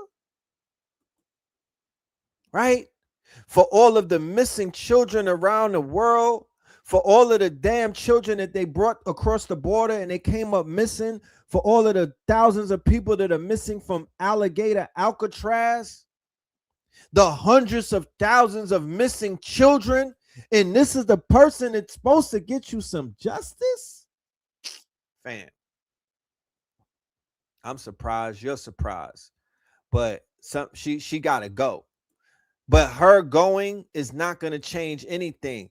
She just exposed the whole entire fucking system. It took her to do it. Because like I said, prior to that, it was just a releasing of the files. There was hearsay. There was this, there was that. But when she got up there under oath and lied, oh no, it just entered into a whole nother fucking sphere of Babylon falling. This one was it. Pam Bondi was just asked in Congress why she's not prosecuting pedos, and here is what she had to say. The Dow is over $50,000. I don't know why you're laughing. You're a great stock trader, as I hear, Raskin. The Dow is over 50,000 right now. The S&P at almost 7,000. And the NASDAQ smashing records. Americans' 401ks and retirement savings are booming. That's what we should be talking about. We should be talking about making Americans safe. We should. Bro, what? Like, I damn near smacked when I saw the I smacked the phone out my hand. I said, I was like, this gotta be AI. They done dropped C-Dance ahead of time. What is this? Is this clean 3.0? These AI slop niggas is taking it too far. I smacked my phone. But it was real. It wasn't AI. She literally got up there and said the stock market hit 5,000. Fuck these kids. Like with the women behind her from Epstein Island. She said the trap is booming, right? What the fuck?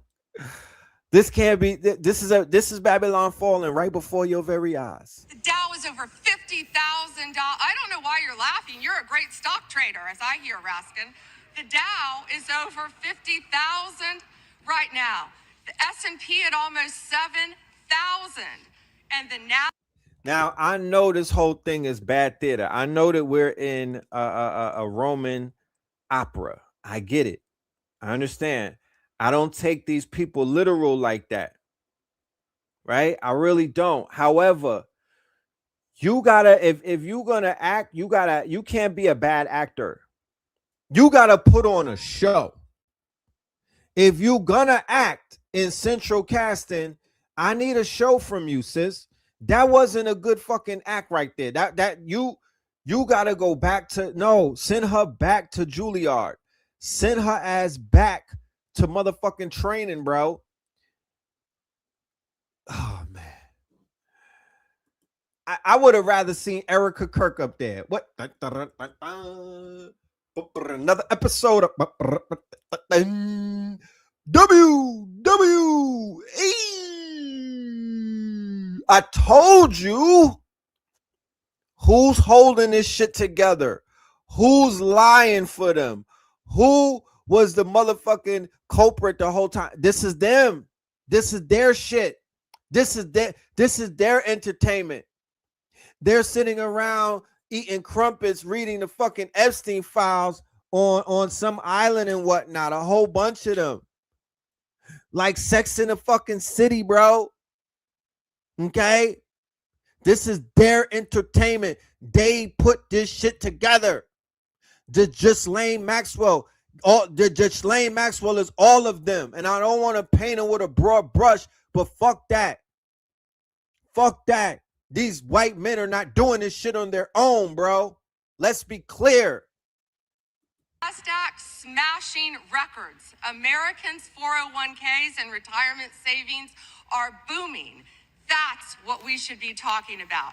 We should be talking about making Americans safe. We should be talking about, what does a Dow have to do with anything? That's what they just asked. Are you kidding? Mr. Jordan, Mr. Jordan. Committee will be in order. Mr. Jordan, am I going to get an extra 45 seconds added to my time? The committee will be in order. The time belongs to the gentleman from Texas. Ms. Bondi, the Attorney General can respond. Thank you. The Dow has shattered 50,000 for the first time. This is crazy. They said it couldn't be done in 4 years, yet President Trump has done it in 1 year.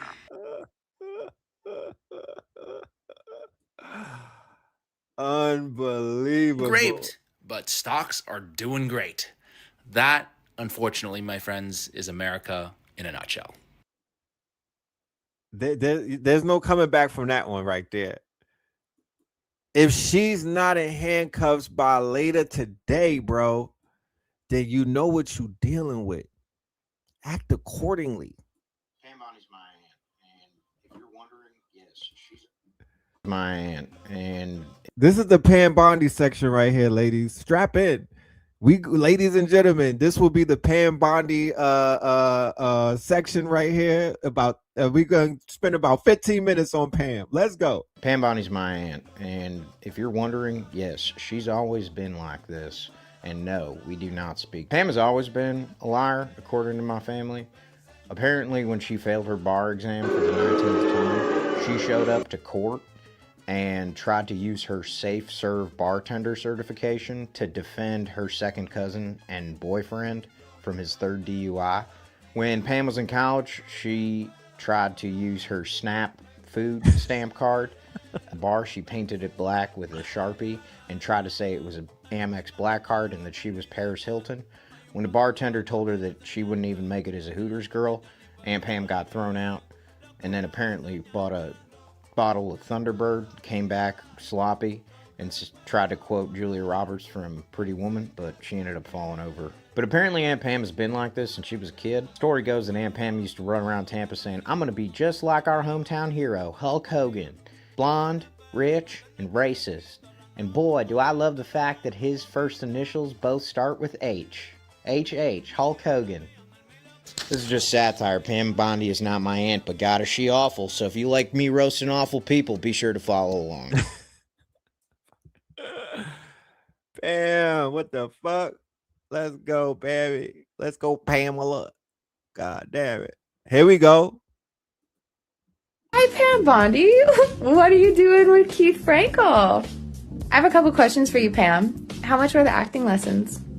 Do the Epstein victims that you cried with know that you're friends with Keith Frankel? Why was Keith Frankel and Jeffrey Epstein talking about body boxes on February 10th, 2010? You've read the files, so I'm sure you can tell us. If Jeffrey Epstein was such a monster, Pam, how come Keith went to his house so many times? One thing that was mentioned in the Epstein files is children being trafficked out of Ukraine. Keith Frankel and his family run a children's home that takes children out of Ukraine. You need to cut the shit, Pam. You need to cut the shit. Scam Bondi. That's her new name. Scam fucking Bondi. Pam Bondi's my aunt. You know what I mean? Scam Bondi. We got more on Pam or Scam. Let's go. Is how you smoke a heifer. And to be clear, I'm not going to ask any questions of this witness because this witness has revealed that she has no intentions of answering questions. But instead, I'm going to ask some very basic questions really quickly. Yo, look at the teeth, bro. Look at the fucking smile. Look at the shit. Look at her pie hole. Look at her teeth, bro. Look at that demonic face. She got the Mar-a-Lago face, man. Scam Bonnie got the Mar-a-Lago face, fam. And 80 pounds of makeup on right now. You know what I'm talking about? Look at them bags right there. You know, you got to pay 10 cents for a bag in Trader Joe's. Somebody said a squirrel.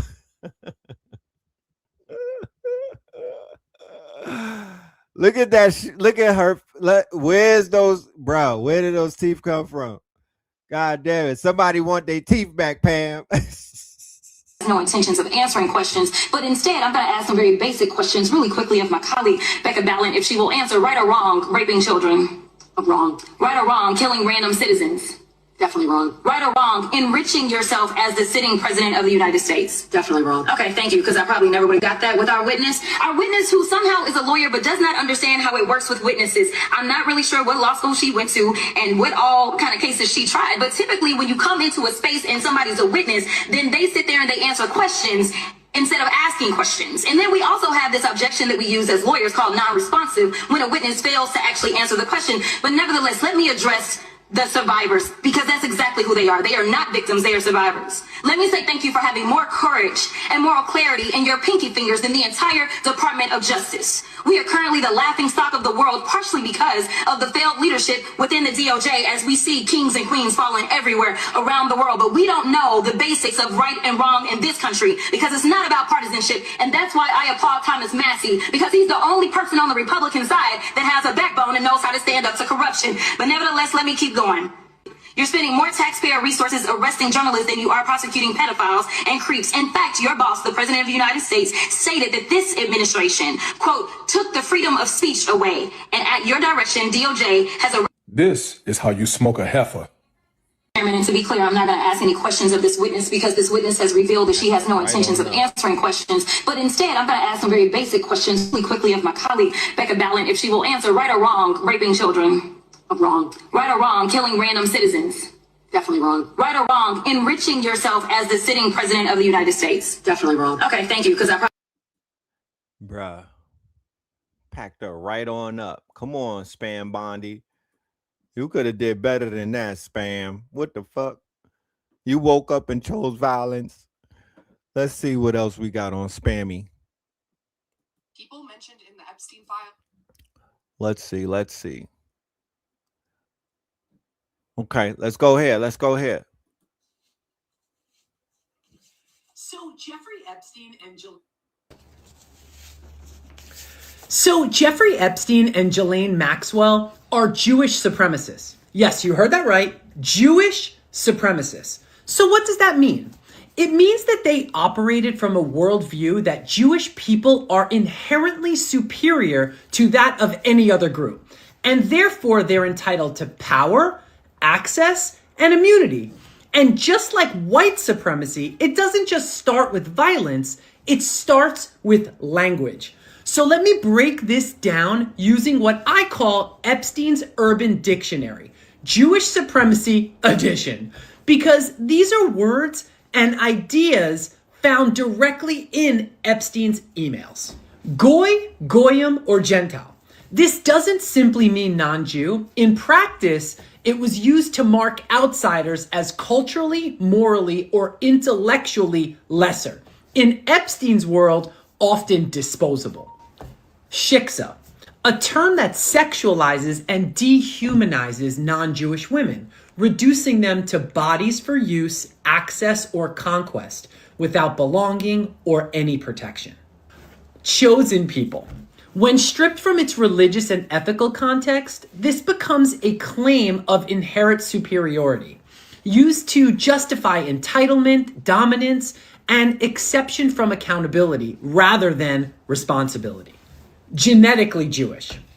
When Epstein used this phrase, he wasn't talking about culture or faith. He was invoking biology, DNA, blood, genetic purity as proof of his dominance, that some people are born superior and others are not.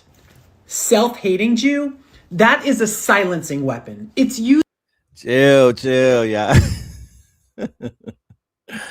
They telling on each other, man. Relax. To punish and discredit Jewish people who refuse to protect elites like Epstein, challenge their abuses, or question power. None of this is Judaism. So this is what happens when abusers, they weaponize identity and twist religion into armor. Supremacy of any kind creates a system where people are exploited, erased, and violated, while those at the top, they claim innocence, holiness, or exception.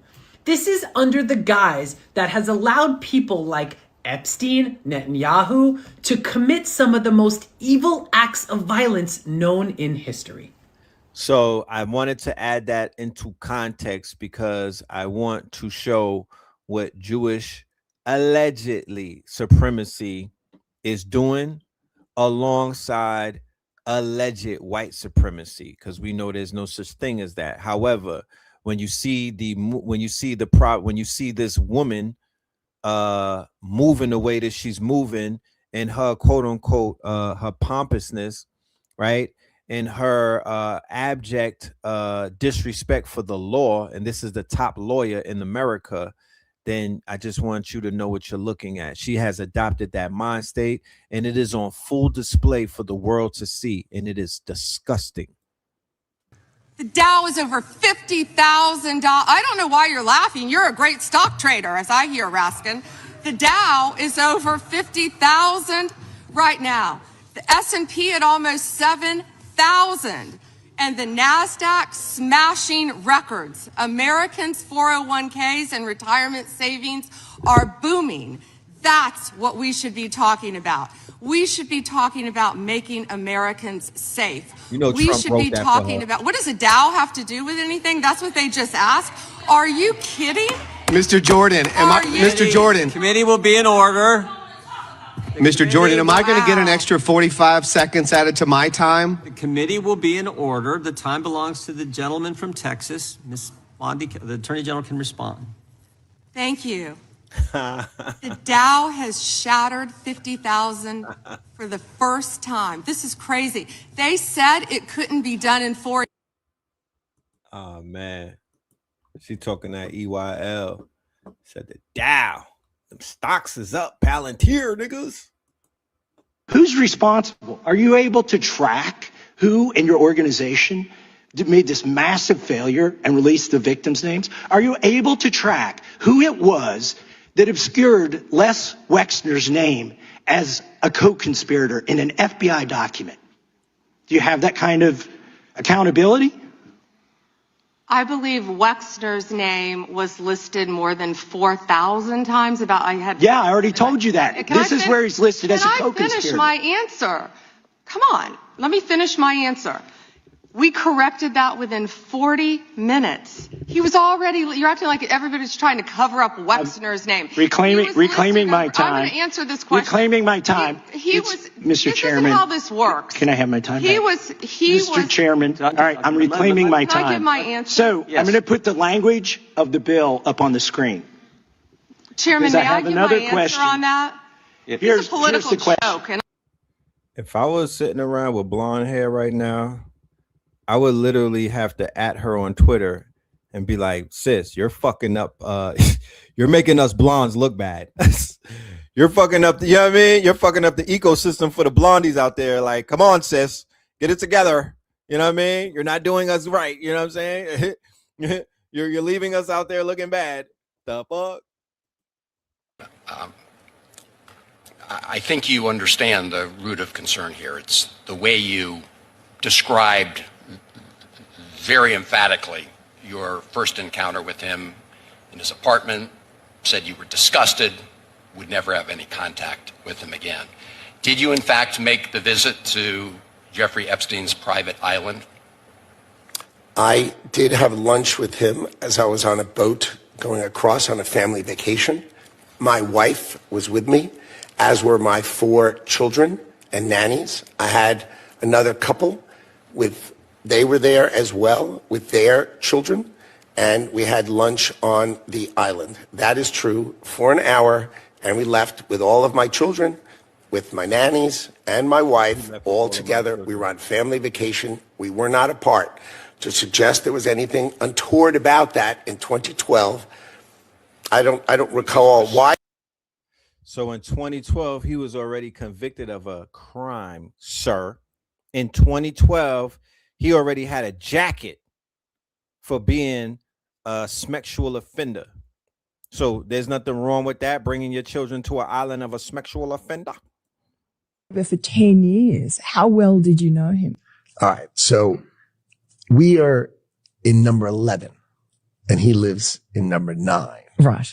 So we renovate, we buy our house, and our house is pigeons and mice. Right. Okay, it was derelict. Right. So we rebuild our house. We move in 2005.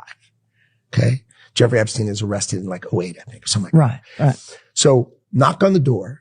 His assistant on like a Saturday says, Mr. Epstein, your neighbor would like to invite you over for coffee. So my wife and I go next door. You know, we walk the 7 steps, yes, right, to the next house for coffee. We share a wall. Right. Right. So it's in New York City. So he invites us in. We have coffee in this, and he says, do you want a tour? We said, great. Interesting. He's got really. Mind you, for context purposes, Epstein lives in the most expensive house in all of New York City. We already talked about that. That was Lex Wexner's house. He lives in the most valuable, expensive real estate in the entire city. And you know that real estate in New York is the top real estate in damn near the world, next to probably Dubai.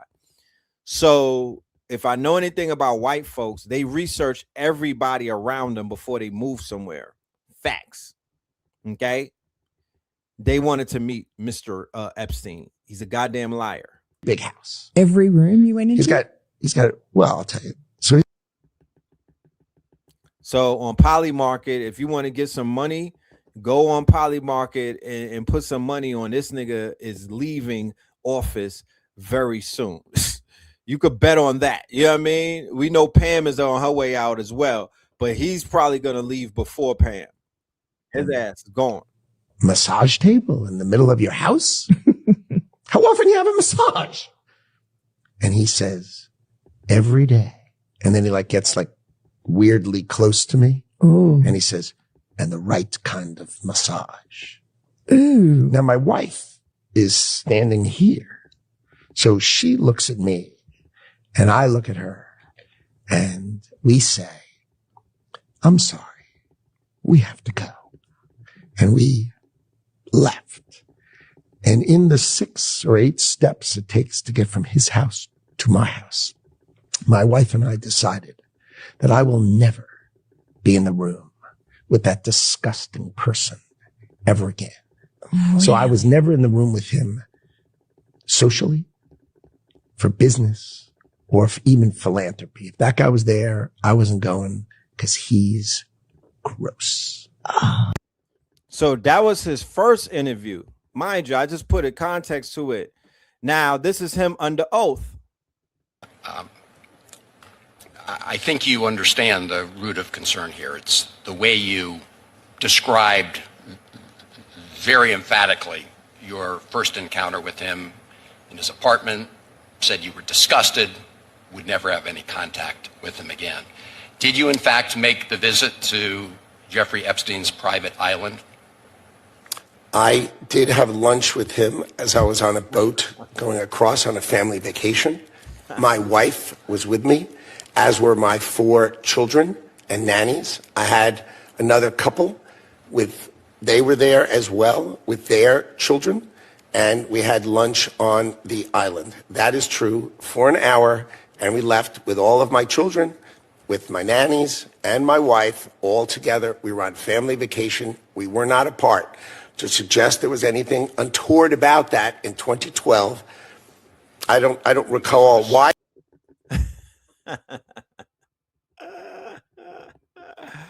You live next to him, but your ass is all the way on the island having lunch, and you brought your children, right? And you brought your children, but you knew what type of person he was.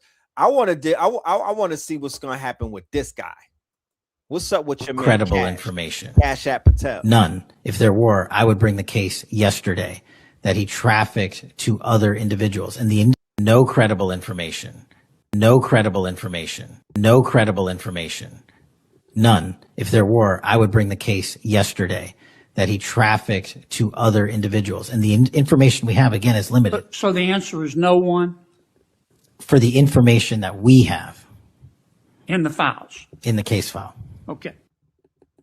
Somebody needs to go get their bread up. I'm not a gambling man. You know what I'm talking about? I'm not a betting man. I don't do, maybe one day, but I'm not a betting man. But some of y'all are. Poly market right now is where you get your ones up because it's a prediction market. And if I were able to predict some things, I could predict that these motherfuckers' heads is about to roll because the ego of Donald Trump is looking for fall guys right now. They have to. Somebody has to be, somebody's head has to roll. Somebody has to put their head on a chopping block for the emperor, for Caesar. Okay. Caesar will not allow them to walk around, right? The way that they've embarrassed themselves, the way that they've been caught out there. It's one of those, you're on your own, buddy. You're on your own, buddy. So either they're going to turn states on him and, he's not going to allow that to happen, or he's going to chop some heads off. And these 3, Howard Lutnick, right? Or Butnick, Cash Patel, and Pam Bondi or Spam Bondi, those look like the 3 heads that are definitely going to be rolling in the guillotine in the very near future. They need fall guys, and it looks like that these people are definitely looking like the fall guys. Okay, so just look out for that. And once again, if you're a betting man, put a few dollars on it, and you'll see what happens. Okay, so let's continue. And we do have we have an announcement that we're gonna make in a minute. But yeah, let's go into this. He is shocked about Deepak Chopra in the Epstein files. Shocked. But here's what they're missing. This is to all of the people who bought into that fake ass guru shit. You know what I mean? Was putting gurus above master teachers. Y'all became Indian overnight and everything. Y'all, you know what I mean? Y'all in Bali with Russell Simmons doing yoga classes, and y'all paid these people all of this money. Y'all paid these people all of this money to meditate with them, to do yoga with them and whatnot, to get the red dot on your forehead, and all of them with PDF files. And you don't want to talk about it. When it comes to other Indian godmen, Asaram Bapu, convicted of raping one of his followers. Gurmeet Ram Rahim, convicted of rape, murder, forced castrations. Nityananda founded his own country, but rape. Rajneesh, bioterrorism, child abuse, 93 Rolls Royces, but let's not forget sexual assault, rape. This is not new. Indian godmen have been taking advantage of their followers for years. It's a thing. Deepak Chopra simply swapped saffron robes for a business suit, but that doesn't make him legit. So What does this say about the godmen? Or should I ask, what does it say about their followers? For India, a civilization that is this old, this spiritual, this deep, why are we going this shallow? They're not this spiritual. They're not this deep because they got black people at the fucking bottom. They're not this civilized. They're not that deep. Okay? They got the goddamn untouchables. You can't even walk in their shadow. You can't even walk this in their shadow. This spiritual, this deep. Why are we going this shallow? Maybe your whole goddamn thing is built off of some type of falsehoods. Y'all not coming clean about it. You know what I mean? While we're on that subject, let's get to this shit. People all the time. When I went to Puerto Rico for the first time, which I've gone many times, you don't need a passport to go to Puerto Rico. If you want to know what I'm talking about, just go to Puerto Rico. You don't need a passport. They literally physically segregated the black Puerto Ricans from the clear ones. You know, like Jim Crow used to be in America. Okay, it's like that in 2026 in Puerto Rico. Just came back from Puerto Rico. They are physically segregated and they can't work downtown. Very few of them are allowed to work downtown. Nope. They don't allow them to work downtown. Why do you think that is? Why do you think they don't let the Puerto Ricans who look like me work downtown? Because then you'd know, wait a minute, there's y'all. Then you would look at the other ones and say, well, who are they? And then we'd have to have the conversation on, well, if they're the Puerto Ricans, then who are these people?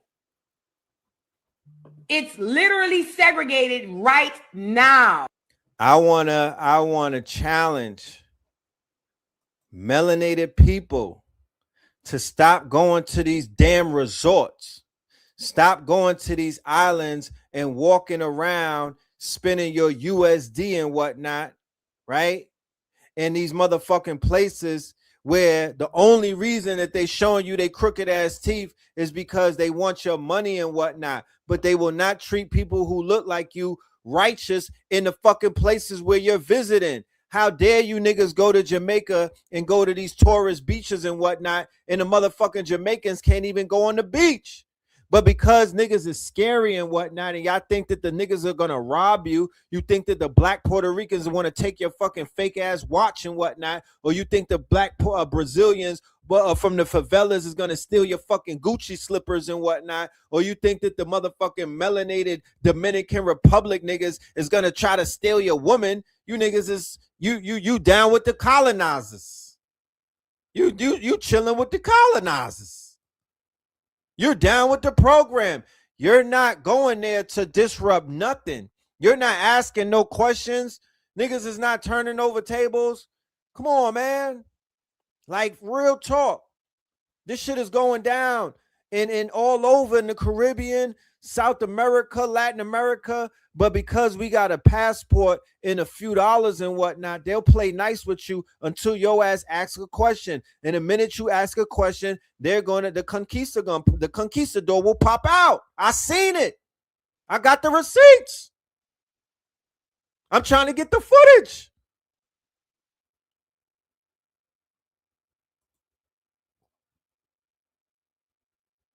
So all that Bad Bunny shit, that Daddy Yankee shit,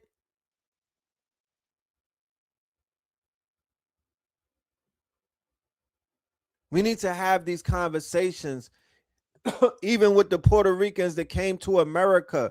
It's like, yo, fam, why y'all in the Bronx chilling and everything, but the Dominicans that came over here to live a great fucking life. No, it don't matter where they put you in the Bronx. It don't matter where they put you in America. That's a great fucking life. We know this. We know this. And when you start protesting about how America's treating you, the people who they brought over here, they will not protest with you because they don't agree with you. To them, they like, I don't see no oppression over here. Shit. I don't see no problems over here. Nigga, I got hot water, a radiator, and a motherfucking door with a key could go into it. They will be like, pack these niggas up. If they complain, and we'll take their place. Let's talk about it. Me no black papi. Let's talk about it.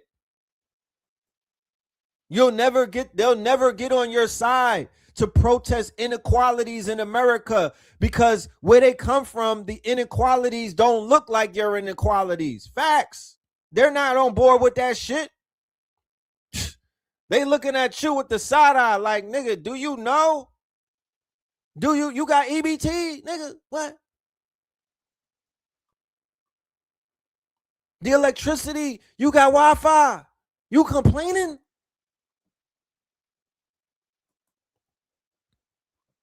So mad uncomfortable conversations is going to have to start happening. I blame, and I'm not blaming, but I'm looking at the Catholic Church, the Roman Catholic Church. I'm looking at whatever crown is uncontrolled, because the UK, King Charles is control of Jamaica.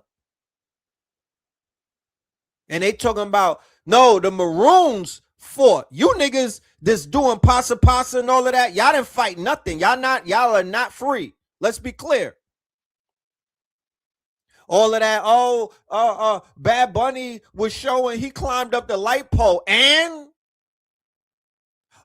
he showed the social club, and what the fuck? What does that mean? That was an art installation. That's called a performance. Niggas do that every day, B. That's not revolutionary. That's not saying nothing. Oh, he climbed the electric pole because there's outages. Man, if that's the shit that you niggas call groundbreaking, then you need to fall in the ground. Fuck you mean? Bread and circus. I'm glad we was doing a live and we didn't even watch that shit and give it our energy with our eyeballs.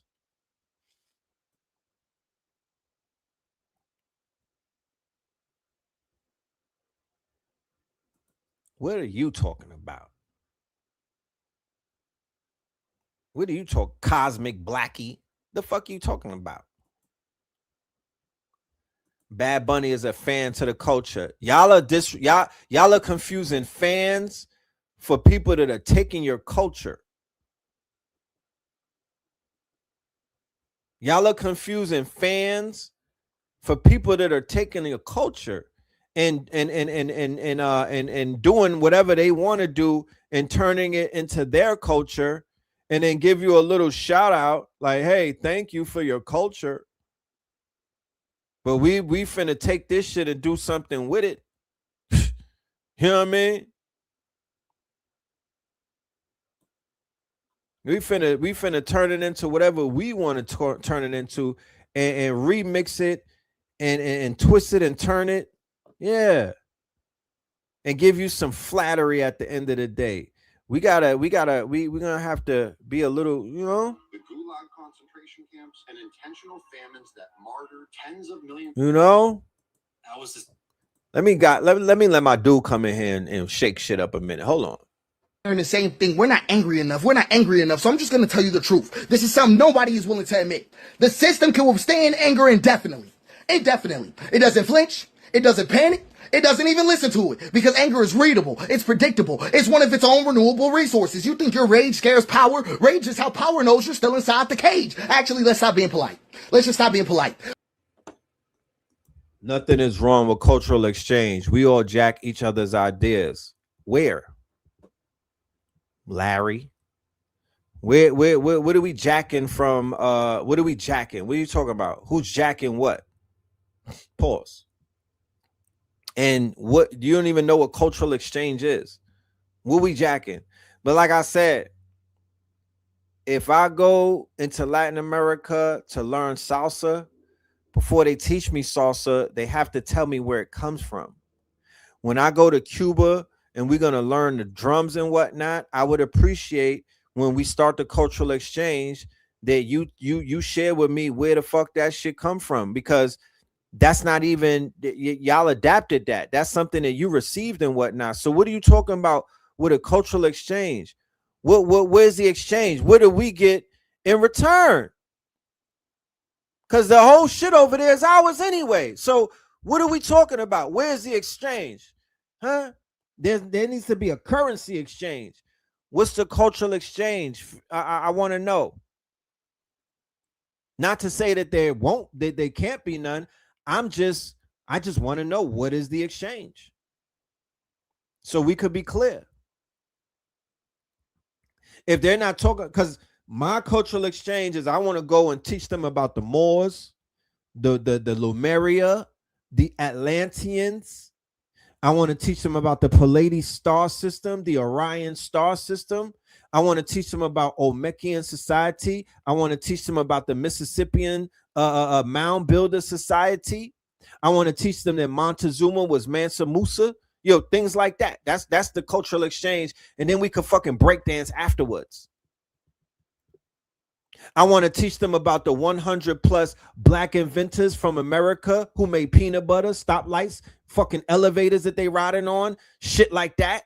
You know what I mean? The motherfucking filament for the light that's giving them some light. I want to teach them about that. That's what I want to teach. Fuck you mean? What are we jacking? White people, the government does not fear your rebellion either.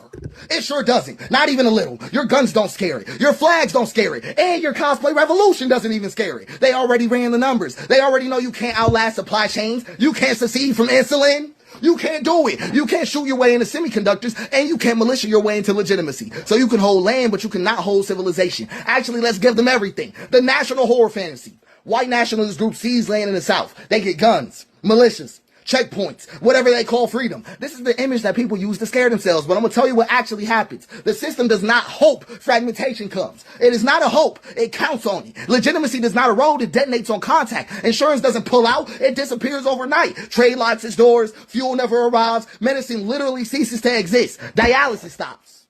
That's what I want you to think about. Insulin stops. Antibiotics stop. Banks freeze because risk models trigger. Hospitals shut down because liability evaporates, and food routes because shipping routes don't recognize fantasies. So you don't even need tanks to break down a white secessionist movement. Not at all. No speeches, no dramatic crackdown, just silence. The sound of people recognizing too late that civilization is not held together by dominance, but by thousands of invisible agreements that they never learned how to replace. So the system wouldn't even need to crush the scenario. It lets it bleed itself dry into the word freedom tastes like ash, and the people there are left standing, begging for the very continuity they thought they could conquer. And that's the grief underneath every white fantasy. Not that domination failed, but that white dependency was exposed. Let's get to freedom of speech, because we can kill all the romance around it right now. Speech is free because speech does not move power. You can scream forever. Forever. You can articulate perfectly. You can go viral. The system will index you, monetize you, and wait for you to burn out. I promise you, there are so many people I've gone through this cycle. I want you to really understand that speech itself keeps you inside, arguing with a structure that does not need to answer. And also, let's go even. When my nigga taps on the back of his head and his glasses at the same time, y'all in trouble. He's fucking activating. Even further. The right to bear arms staying this long is only proof of one thing. Not freedom. No, not an addiction to freedom. Not trust. Confidence. The state didn't hesitate to disarm you because it decided it didn't need to. If civilian weapons posed a real threat to power, they'd be gone. They'd be gone. I want you to really think for yourself. Not debate. No, there'd be no debate around it. There'd be no mythology around it. There'll be no culture war. They'd just be gone. The fact that they're still here means that the calculus is already closed. They already know that you can't aim at credit. I'm just keeping it real with you. You can't shoot logistics. You can't intimidate insurance. You cannot threaten a supply chain. You cannot hold a gun to electricity and make it comply. You can't do it. So you don't fight the state and get crushed. You fight the state and nothing happens until your prescriptions stop refilling, and your cars stop clearing, and your trucks stop arriving, and your hospital stops accepting liability, and your people start turning on each other over scarcity. There will be no sirens if this happens. No sirens. No show of force. No martial law fantasy. Just systems doing what they were designed to do when risk exceeds the tolerance. I'm just trying to make it make sense to you. So weapons do not scare power, because power no longer lives where violence can reach it. I'm just being honest with you. It only lives where collapse can reach it. And the state does not delay and lets reality do the killing while it keeps its hands clean. That's why rights persist. It's not because it's dangerous, but because it's an admission that it is irrelevant at scale. And irrelevance is safer than suppression. We can even go further than this. Corporate accountability. Right? A lot of people cling to this. They believe that corporate accountability, legal wins, and court decisions will be able to guide them further. So I want you to really listen carefully, because y'all are some hard believers. If a victory must be recognized by the system to exist, then it is not liberation. It's a permission slip. Corporate rights don't exist because corporations are evil. They exist because corporations are perfect system citizens. They don't age, they don't feel, they don't mourn or hesitate. They obey procedure, scale infinitely, and absorb cost as consequence. The system does not restrain power. The law formats it. The law formats power. So when you win in court, when a regulation passes, when a corporation gets fined, that is not a rupture. That's the system saying to your face, we can survive this too. We sure can. And that part really always makes people shudder, because the nightmare scenario is not an authoritarian takeover. It's not malicious. It's not collapse. The real horror is continuity. Just sheer endless continuity. A system that could absorb rage, rebellion, reform, exposure, and scandal without ever needing to change what it is. And that's why anger feels righteous but hollow, and why victories feel real but thin, and why something in your chest still hurts right now. Because right now, deep down, you know nothing fundamental has moved. Nothing. I'll get back to him, but I just wanted him to give this reality check, because being angry, yelling and screaming, marching and parching, making threats on the internet, all of these things are moot. You just running up your blood pressure. Okay. Trying to join Antifa, marching against ICE. All of these things are just, they're already checkmated. It's the best thing that you could do is remove yourself, your attention, your gaze, your energy, unplug. Focus on your health. Prepare for war. Get your essentials in order in case something ever fucking pops off, because he's breaking it down as to what it is, what's the pure logistics that will defeat you before one shot is even fired. You feel me? So all that rebel rousing, I ain't with none of that. All that fake angry shit, I ain't with none of that. I don't want to hear none of that. I'm not into none of that. You know what I mean? Please don't inbox me or DM me with no type of insensitive Molotov cocktail emails. I'm not even gonna open. I'm gonna delete that shit. I'm not here for none of that. You know what I'm talking about? I don't want to hit the front lines with nobody. And I would highly suggest that everybody just focus and don't fall into the Palantir, what they call energy harvest. Don't walk into the Palantir energy harvest. Nothing. And that's the grief that nobody wants to get to about it, because you weren't fighting the system. You were proving that it could survive you with your own rage. It's true. And I realize in that realization, it hurts more than any oppressor ever could, because it means that the solution is not escalation, it's the withdrawal of belief. So I mean this, I'm going to be so serious with you. This is something harder than violence that I'm talking about. So no violence, no chaos, no performance. People quietly refusing to let their lives be fuel, refusing to treat legitimacy as external, refusing to confuse recognition with work.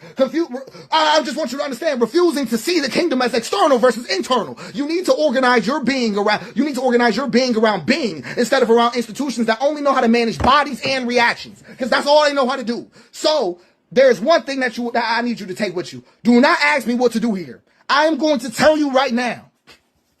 When you encounter the world, do not let rage drown your clarity. Figure out how to execute this one demand. I will not let this government, not today, not in my body, not in my relationships, not in my sense of self. That is not a retreat. It's a reclamation of self. When we go to the gym and we work out, it's the resistance, right? It's the resistance that makes us stronger. When we're on the bench press, when we're curling the weights, right, on the free weights, even when we are on the treadmill, it is the resistance that builds us up. What are we resisting? Stopping, giving up, letting that damn bar crush you, right? We're pushing it. We're resisting it. That, in my humble opinion, is what I'm doing with the weight of all of this information, with the weight of all of the revelations, with just the weight of Babylon falling and whatnot. I'm using that weight as a resistance to get stronger. Okay. So the temptations that Babylon has sometimes have of Babylon's temptations that whisper to you, I'm resisting it. Code switching around white folks, I'm resisting it. Being a part of this system and allowing myself to be a D battery, I'm resisting that. Fake motherfuckers around me, I'm resisting that. CIA operatives, I'm resisting that. Being in environments or surroundings that I know I don't belong in, I'm resisting that. Dead weight and people who are hangnails, I'm resisting that. I'm just resisting a lot of things right now. I'm still purging. You feel me? I'm still pushing people away from me. I'm still resisting temptations and shit like that. That is really the only thing that I could do in situations like this, because this shit is falling, bro. It's not building up. It's not getting stronger. I don't know if somebody tells you that, they're a fucking fool. This shit is falling, and it don't need me to stand under it in order to fall. It's falling. It's falling on its own fruition because its time is up and whatnot. And they told me, the master teachers and the ancestors, they told me that this shit was going to fall, and they told me that this time was up. So I'm just participating and watching the fall. I'm really the observer. Not really. I'm reporting on it. I'm reporting on it. I'm accelerating it. You know what I mean? But I'm resisting doing anything to hold it up. Against all odds, I will be penal. Listen, I'm not even gonna speak it into existence. I'm good. I'm fucking Gucci. My ancestors are covering me. The universe is conspiring for our success. Okay? There's nothing to fear but motherfucking fear itself. Okay? So when you walk this is the path, you know, of least resistance. So no, I'm not going to be a part. I don't want to be signed to the industry. I don't want to be. Shout out to La Russell. The fuck happened, La Russell? You went and signed to Jay-Z, fam? Damn. The timing is not right. I don't want to be. I don't want to be a part of their Hollywood squares. I don't want to sign my whole life away with a contract that's the size of a book. You know, shit like that. Because that's what's fueling the beast. You know, many people are going to still walk into the jaws of Moloch after this. Women are still going to dress their children up and put bows in their heads and send them right into the mouth of Baal. Even after this, go into the industry, daughter. Go into Hollywood. I'm going to ship you away. Good luck. You know what I mean? They're still going to do that. Men and women are still going to send their children to sign away their whole life in perpetuity to get out of the motherfucking projects because poverty is real. That's still going to happen. Nothing is going to change, but you've been warned. The only difference is now you have a fresh, quote unquote, there's a fresh memory as to what the fuck is going to happen to you if you walk into that quote unquote world. Or like when Neo walked into the Matrix and when he walked into the machine. You know what's on the other side of that curtain. You know what it is. Yeah, you're going to be crying like Finesse 2 times. But you've been warned, so you cannot play ignorance of the law is no excuse, right? So if anything, all of these shows that we've been doing for 4 hours and 3 hours and all of these things, I hope it is not a waste of my motherfucking time and energy, because if I could save one person from signing a goddamn godhood away, then my job has been successful. You feel me? That's what this is for. This is for the resistance. This is for the resistance. And I ain't talking about a resistance that's going to put your ass in alligator Alcatraz or in the gulags and whatnot. I'm just talking about a resistance to where as you just start focusing on within, we get back to what we know was right. You feel me? We get back to what we know what fed our souls and whatnot. We get back into nature. We could put our hands in the soil like how Blue Pill is doing, right? With the farming and whatnot, and just grow some things. You feel me? We could be gardeners. Because the earth needs us more than anything else right now. Pachamama. You see the floods. You see what nature's doing. You see all of these lands flooding and whatnot. I'm talking about biblical storms. You see this shit fucking working. We don't have to, I'm not going to get on this platform and incriminate or put myself out there and whatnot in the spirit realm, because that's not how I do my work. I'm a fucking Scorpion. We don't do it like that. But you see it.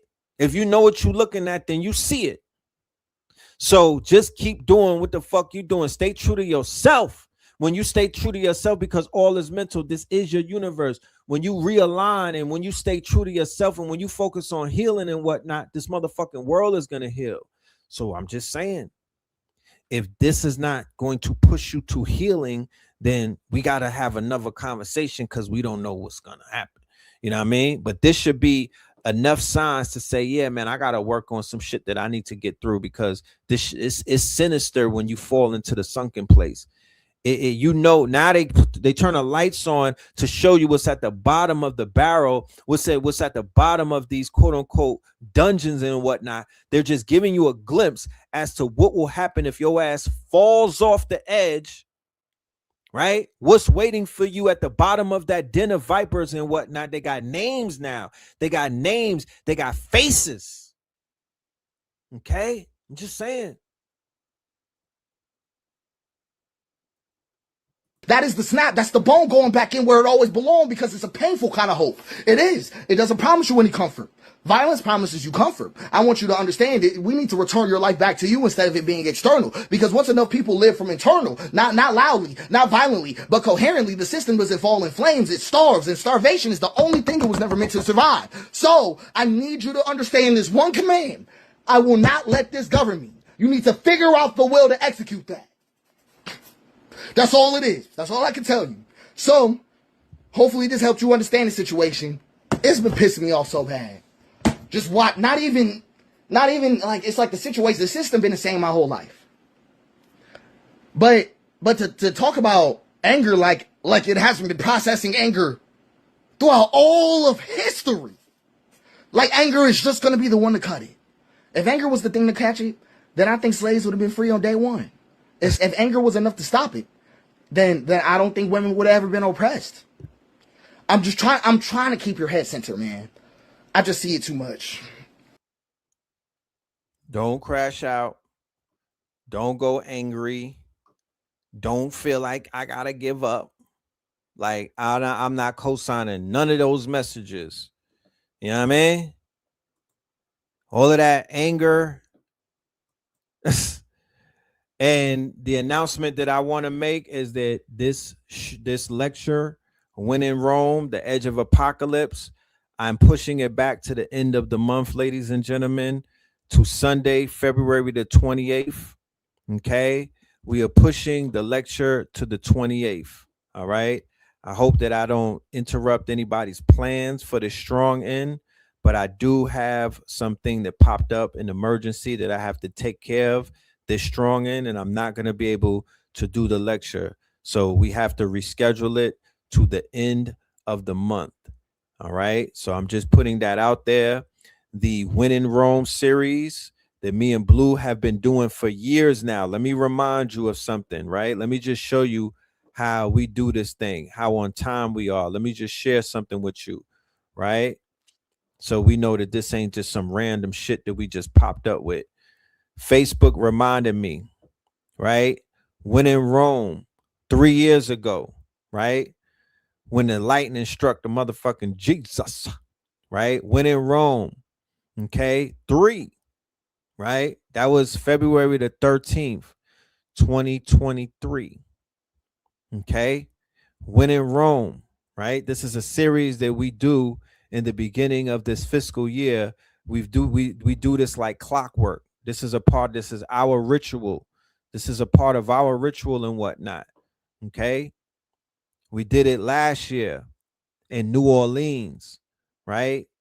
When in Rome, we did it in New Orleans the same time, February the 12th, 2025, right? In the month of February, we've been doing this. Okay. So we're keeping up with tradition and we're going to still do it and we're going to get it out there and we're going to keep up to what it is that we've been doing. Okay. So, yeah, I just wanted to put that out there. All right. I just wanted to put that out there. You know, we're staying on brand. So When in Rome is on its way. It will be here at the end of the month. The fire horse at the edge of the apocalypse. Leading up to that, I don't know how many 3-hour shows that I'm going to be doing. If I take a break, then I'll be back on the 28th. I'm just putting it at, if you don't see me up here, that means that I'm taking a break and I'm good, but I'll be in the lab studying, putting this thing together, and I will see you on that date. Okay, that's for my Patreons and my KTLians who support the things that we do. For anybody else that don't support, then this is not for you. You know what I mean? But I'm gonna just take you down a trip down memory lane. I love Facebook because they keep reminding me of the greatness of what it is that, you know, just the greatness. So this is another one from 10 years ago. Shout out to my good brother Wesley Muhammad. Shout out Sharif. All right. Look how young Sharif looked back. Look how young all of us look back then. This was back in 2016 in Harlem. You feel me? We was doing the damn thing and whatnot. You feel me? Shout out to everybody that pulled up. You dig? Yeah. That was powerful. That was powerful. You know what I'm saying? Let me see. Where's another one?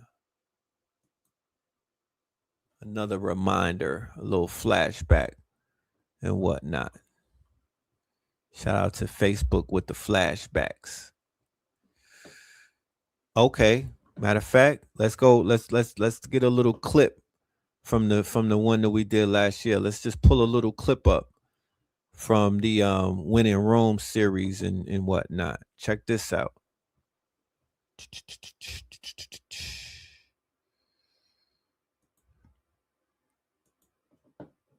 Has 364 days with a 0 day. That 0 day is July 25th. That's the day that it's an X day. It means anything can happen. It's like Uranus, the planet. It's unexpected things happen on that day. So Pope Francis went to Canada on that day to forgive, you know, on behalf of the Vatican, to apologize for the First Nation people because they had killed millions of their people, of their children, in what's called mission schools, converting them into. So right after that, Pope Francis made his transition. Blue Pill somewhat called it. He had foresight as to what was taking place, and then Pope Francis, you know, and this is you don't see this in the Catholics. You know, you don't see popes dying on the throne, but yeah, that's what happened, and he explained why it happened. That next to what you consider to be holy. So they, again, people is playing in our face, just like MAGA. Okay? MAGA is what? It's the 5th and highest degree in the hierarchy in the Church of Satan. I didn't make it up. That's what it means. You can Google it. MAGA is the 5th and highest degree in the Church of Satan. MAGA. And not that Satan that Bobby was telling us about. The real, the not that Baphomet that he was talking about either. We talking about Moloch and Baal, right? Let's be clear. People is playing in our face, just like MAGA. Okay? MAGA is what? It's the 5th and highest degree in the hierarchy in the Church of Satan. I didn't make it up. That's what it means. You can Google it. You can also Google what the meaning of MAGA is in all of these different languages. Again, we did not make this up. You can Google it. So what does MAGA really mean? In Latin, it means magic, magical witch.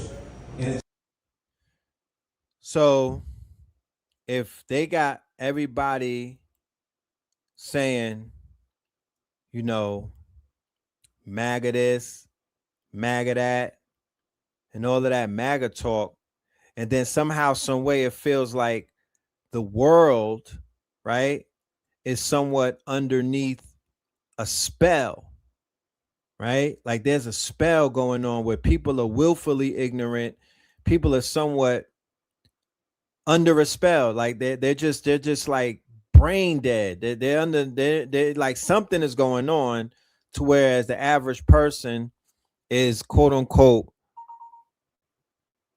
in a brain fog, like you know, they're saying shit and doing things that they've never done before. They're moving in ways that they haven't. They moving wacky and whatnot, unlike anything that you've probably seen. Yeah, we have to understand the psychological operations of this Trump administration and the fact that this MAGA shit is real and people are literally being put under a spell. So 15 years ago, right, to the day, we came in Harlem and we laid out.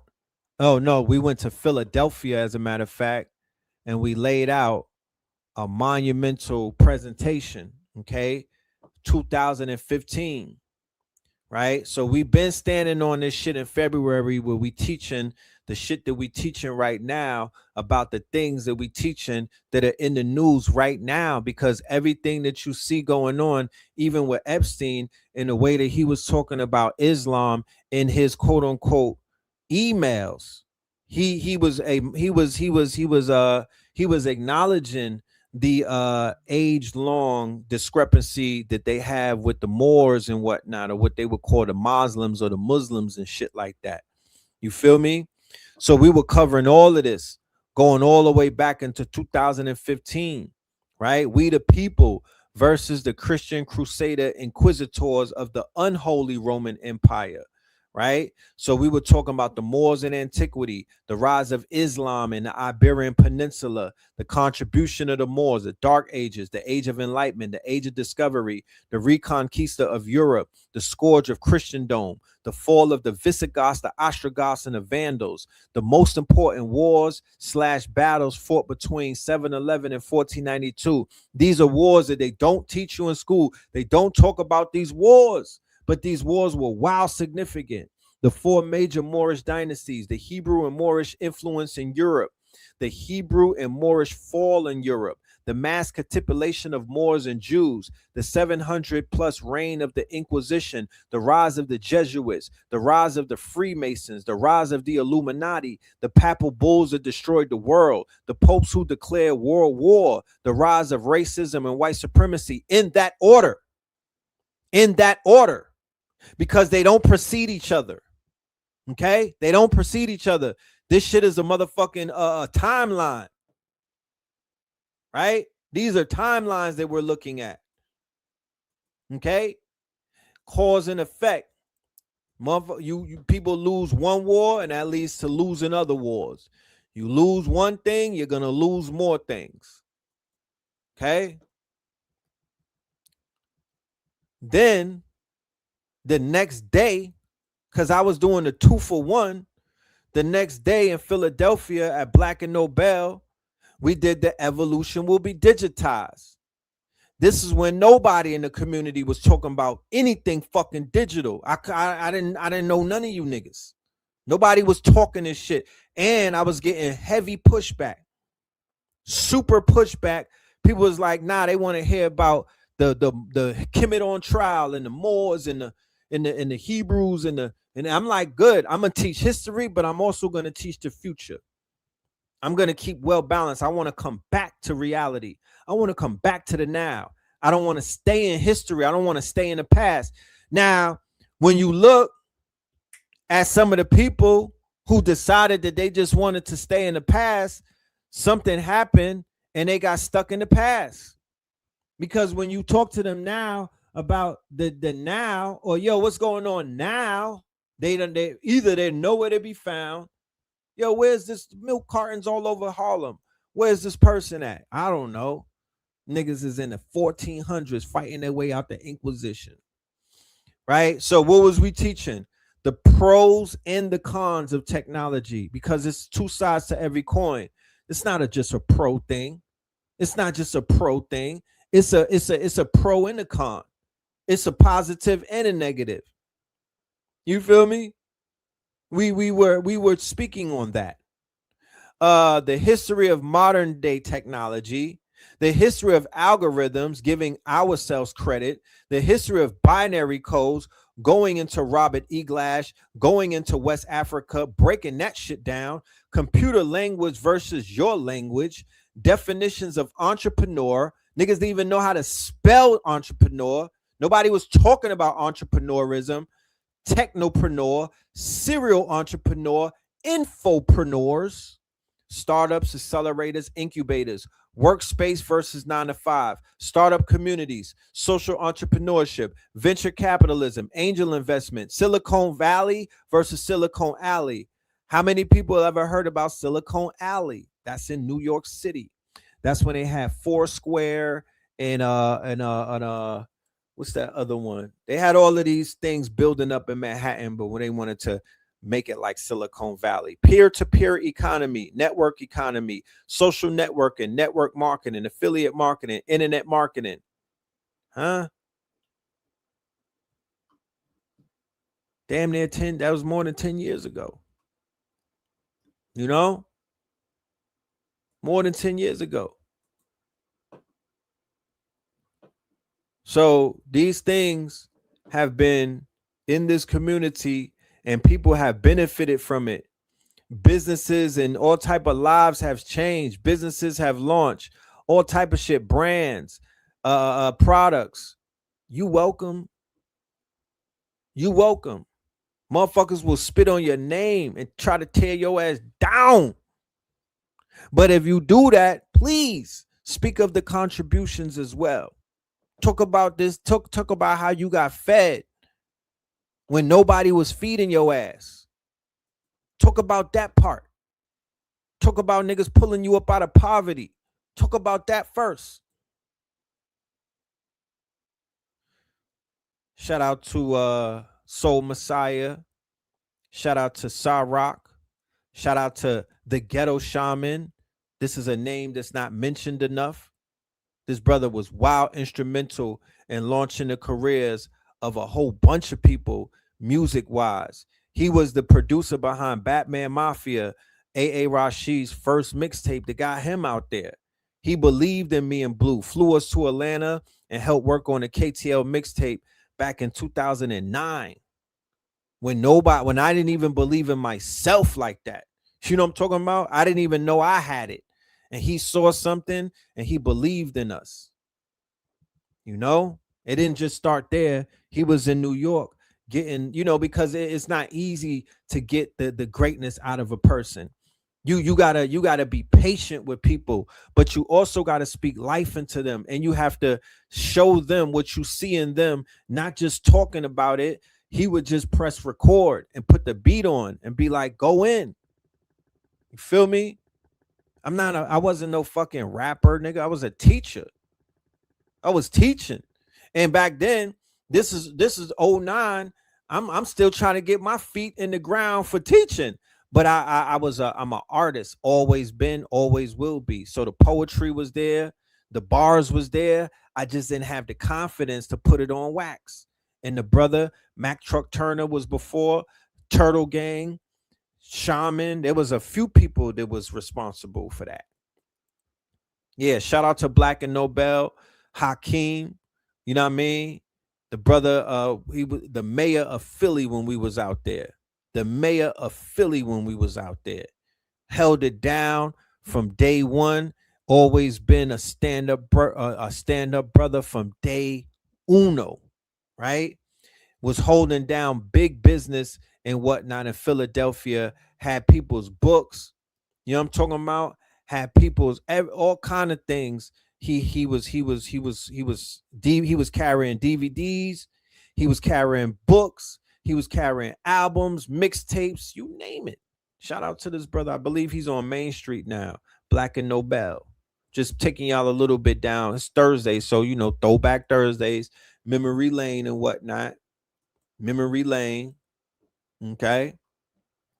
And then fast forward, we get this, right? This brother, somebody did put this together. You know what I'm talking about? Paying homage to the gods. You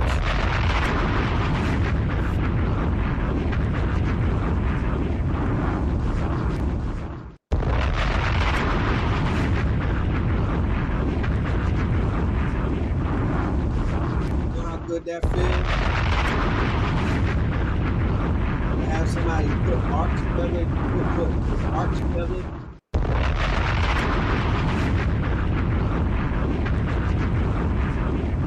Yeah, that's what's up. That's what's up. You had people in my comments being mad and shit, like, yo, this and this and that.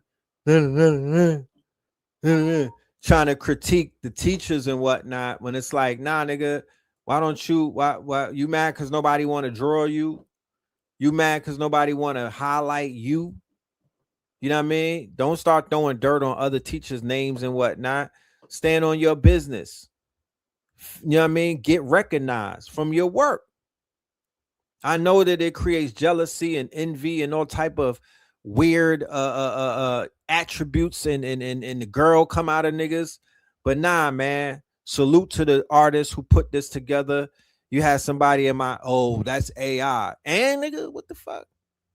God damn. Y'all complain about everything. You niggas complain about everything. You just can't take one moment to appreciate nothing. God damn. Yeah, this shit is fire. I didn't do it. Someone out there did this. They called it Black History and Black Now. That's what they said. So I salute that and I concur. You got Shahrazad Ali. That's Phil Valentine holding the crystal. That's Billy Carson with the astronaut on. That's red and blue in the red and blue. That's Umar. I believe that's Claude Anderson. That's Farrakhan. That's 19 Keys with the 19 on them. And the brother in the, I think with the brother with the, that might be Abdullah Mosley Bey with the fez on, if I'm correct. I could be, I don't know. Where's Bobby? Bro, I have no idea. There might be Bobby. I don't know. I don't know. There's Dr. Sabi. There's Nipsey. There's Elijah. There's Fred Hampton. There's Marcus. There's Malcolm, MLK, Booker T. You know what I mean? And Mandela. Like, y'all niggas get mad if you want. They'll talk about what the fuck. It's weird.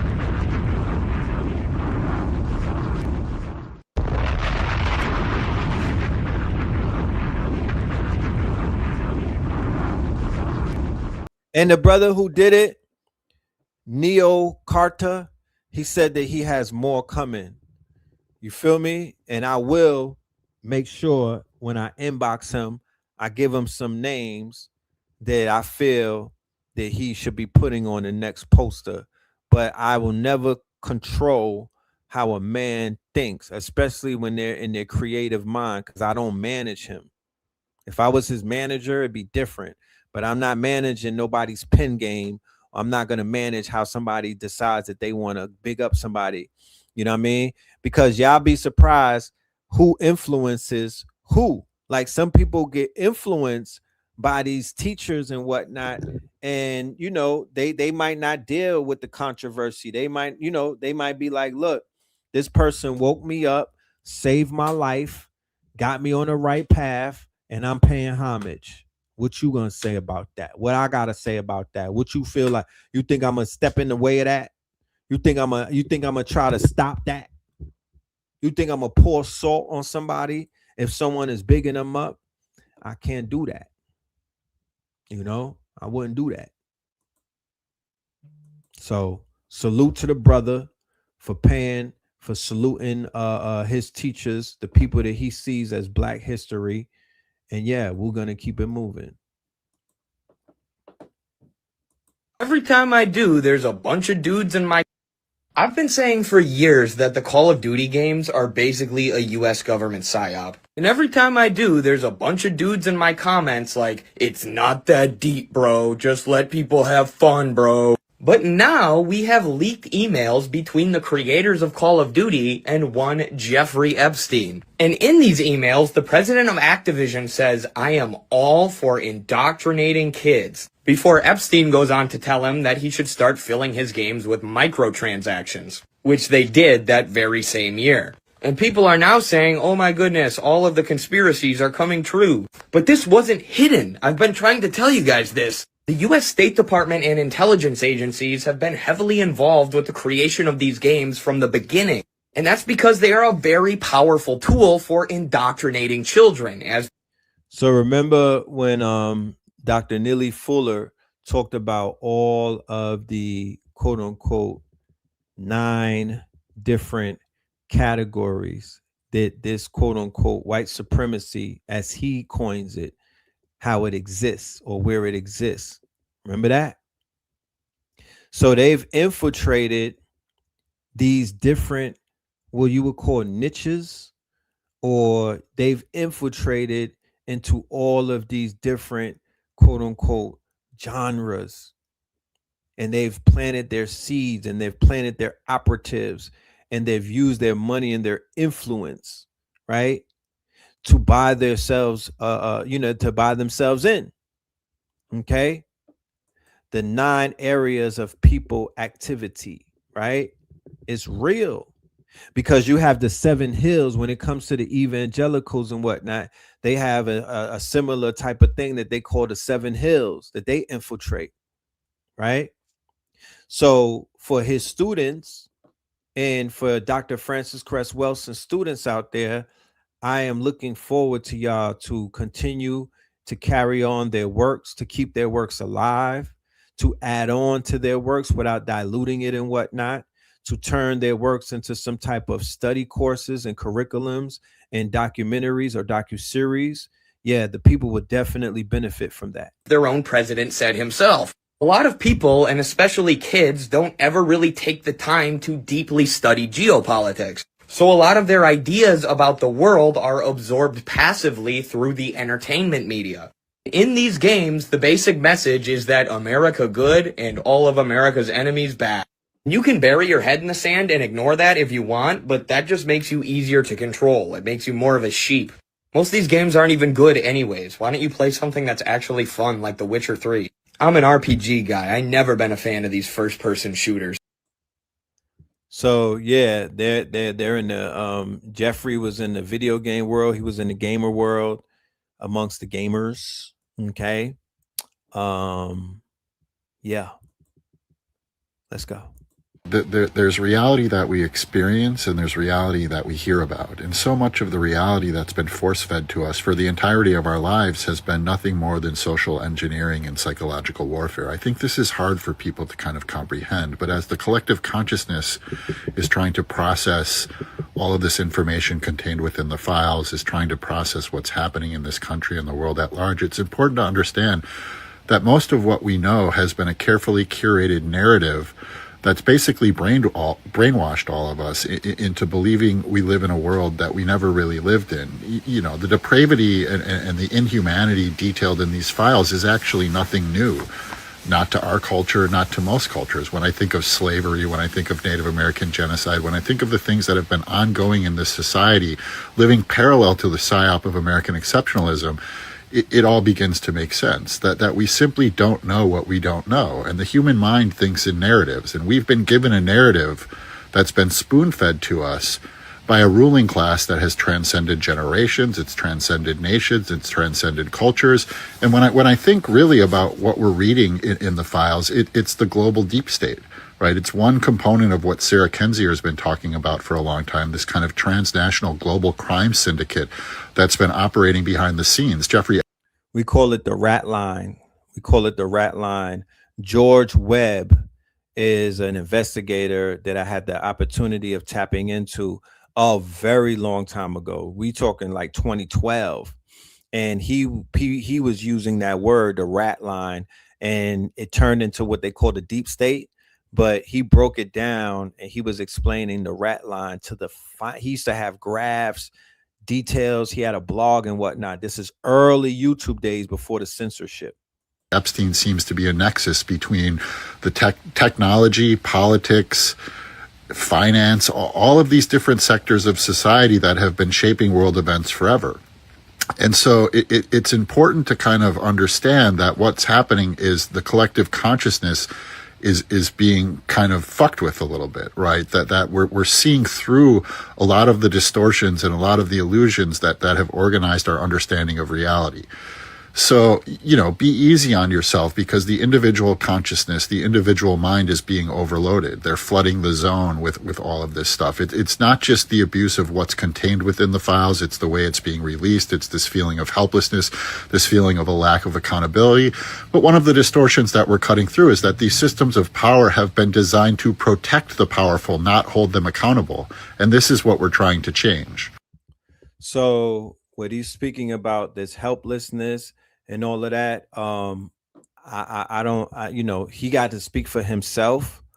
I would say that the majority of what they call the 85ers, and that's no disrespect in terms of the terminology being used, but the 85ers are feeling the brunt of this red pill moment because they refuse to open up their eyes on some birdwatch shit. They have refused to listen to you and I. They fought us through tooth and nail. They stuck towards their quote unquote men of the cloth, even knowing what the men of the cloth were responsible for.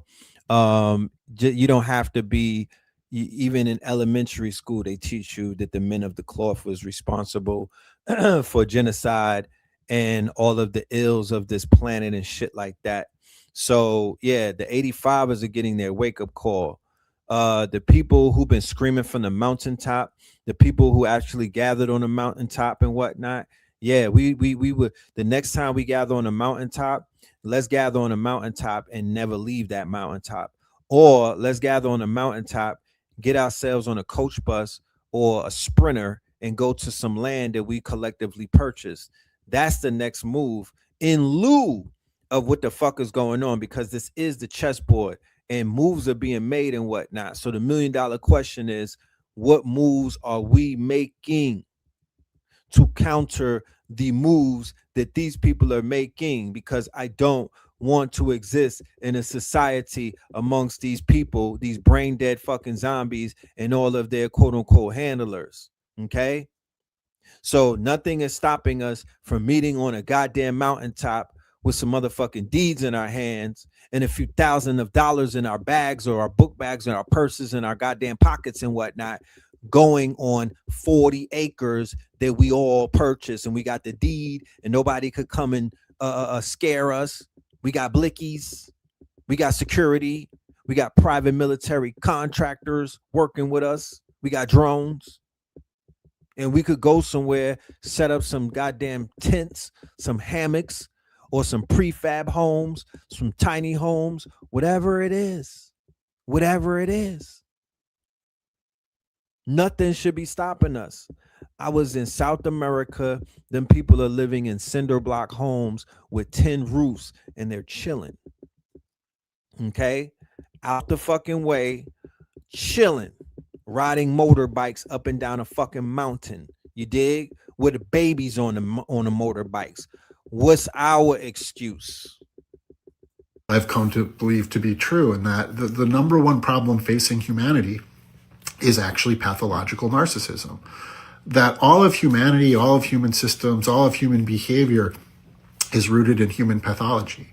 And the pathology of narcissism, a pathology that can't see outside its own narrow and distorted subjective perspective, one that thinks their entire subjective understanding of the world is the one true perspective, that attacks any other perspective, that feels threatened by it, that lashes out when faced with accountability.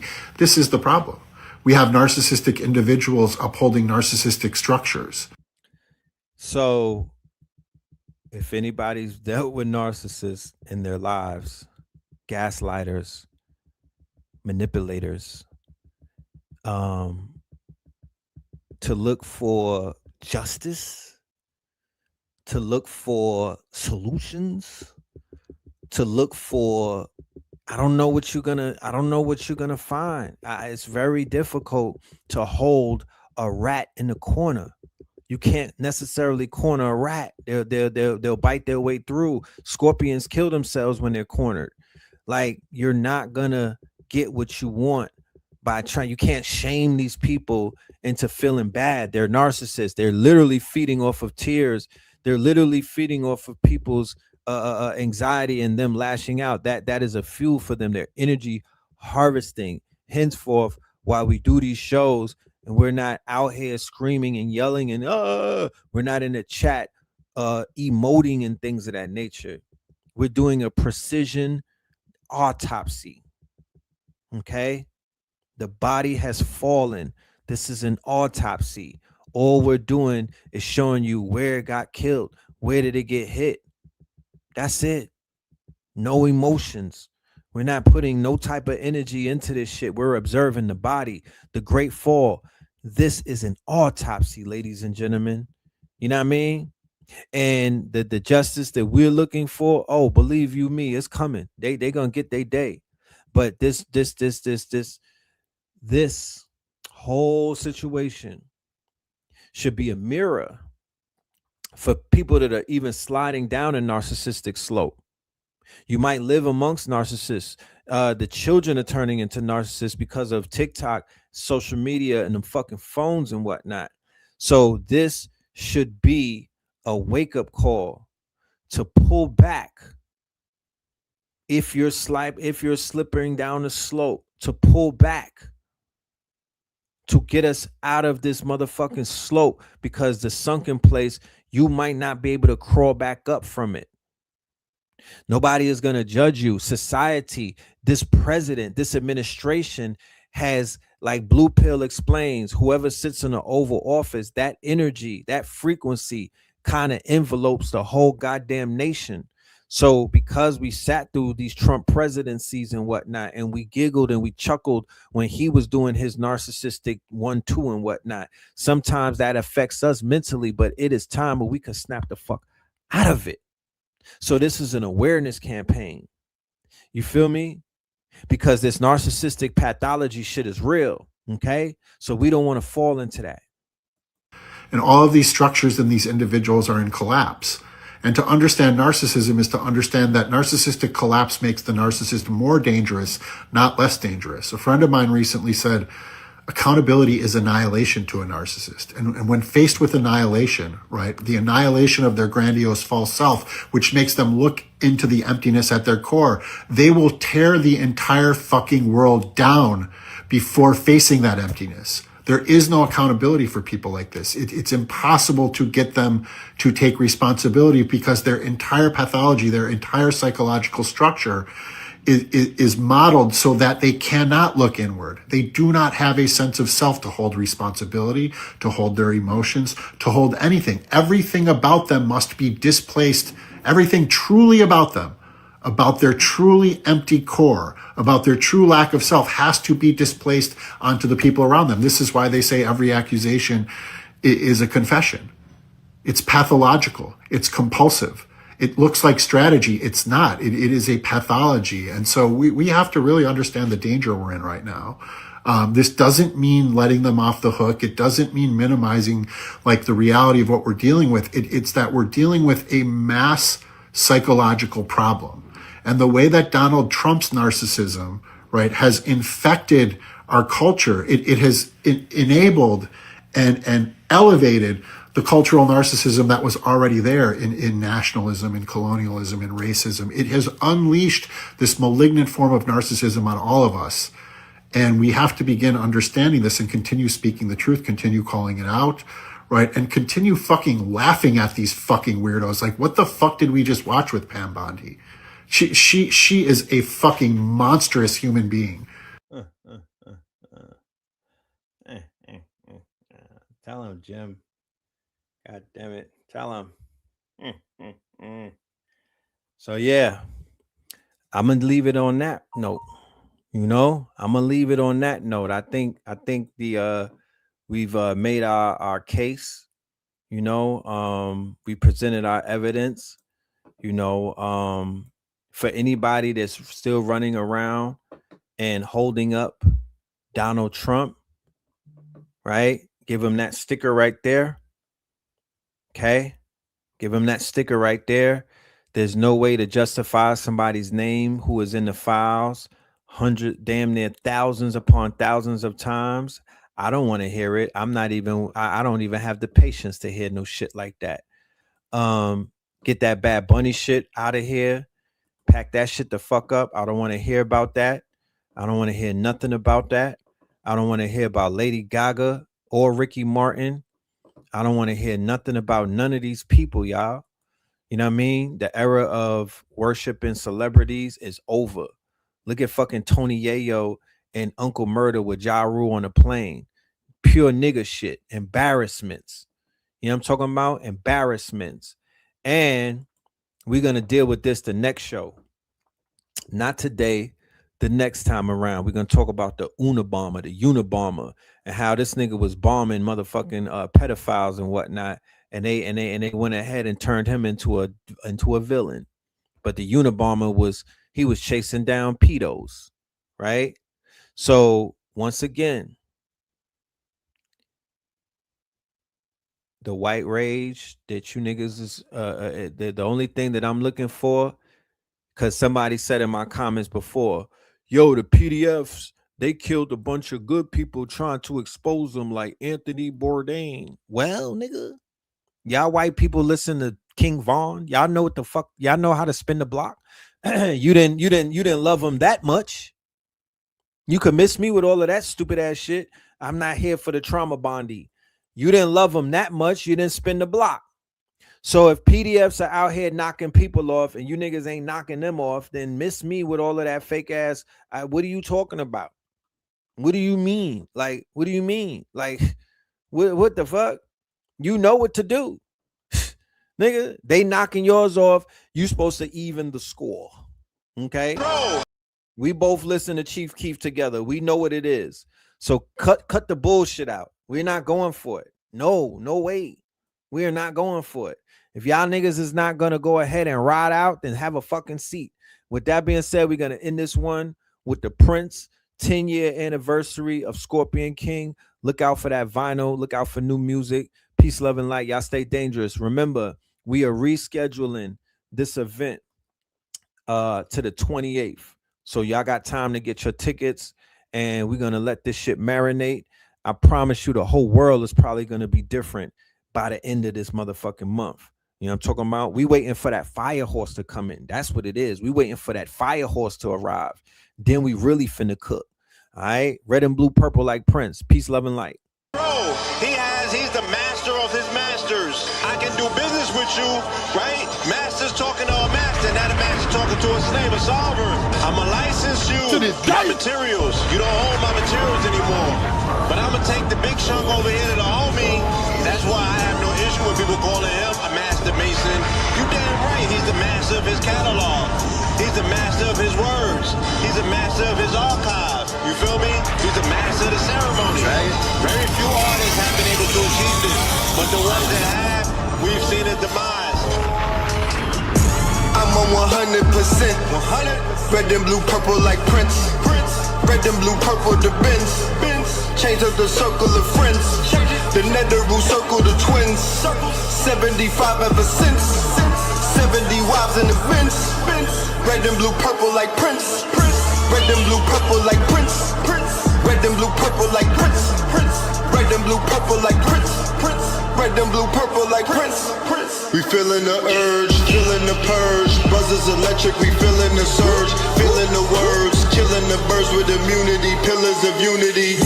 This is the form of the Voltron. This is the age of the Ultron. This is same stage as the Pope on. This is the sage you can smoke on. Copper pound. came on the scene, I was copper down. All I was missing was copper crown. Summer 16, I turned copper brown. Look for revenge in the copper town. Capping New Jersey and copper crown. 21 guns, salute jumper sound. My power pieces, the crystals be talking, the clothing be talking. King County clothing, yeah, king of New York, and I'm Christopher Walken, the missiles embarking. Pistols be talking, 21 hammers with country, the grammar, the broken, the English. I'm on 100%. 100. Red and blue, purple like Prince. Red and blue, purple, the Benz. Change up the circle of friends. The Netheroo circle, the twins. 75 ever since.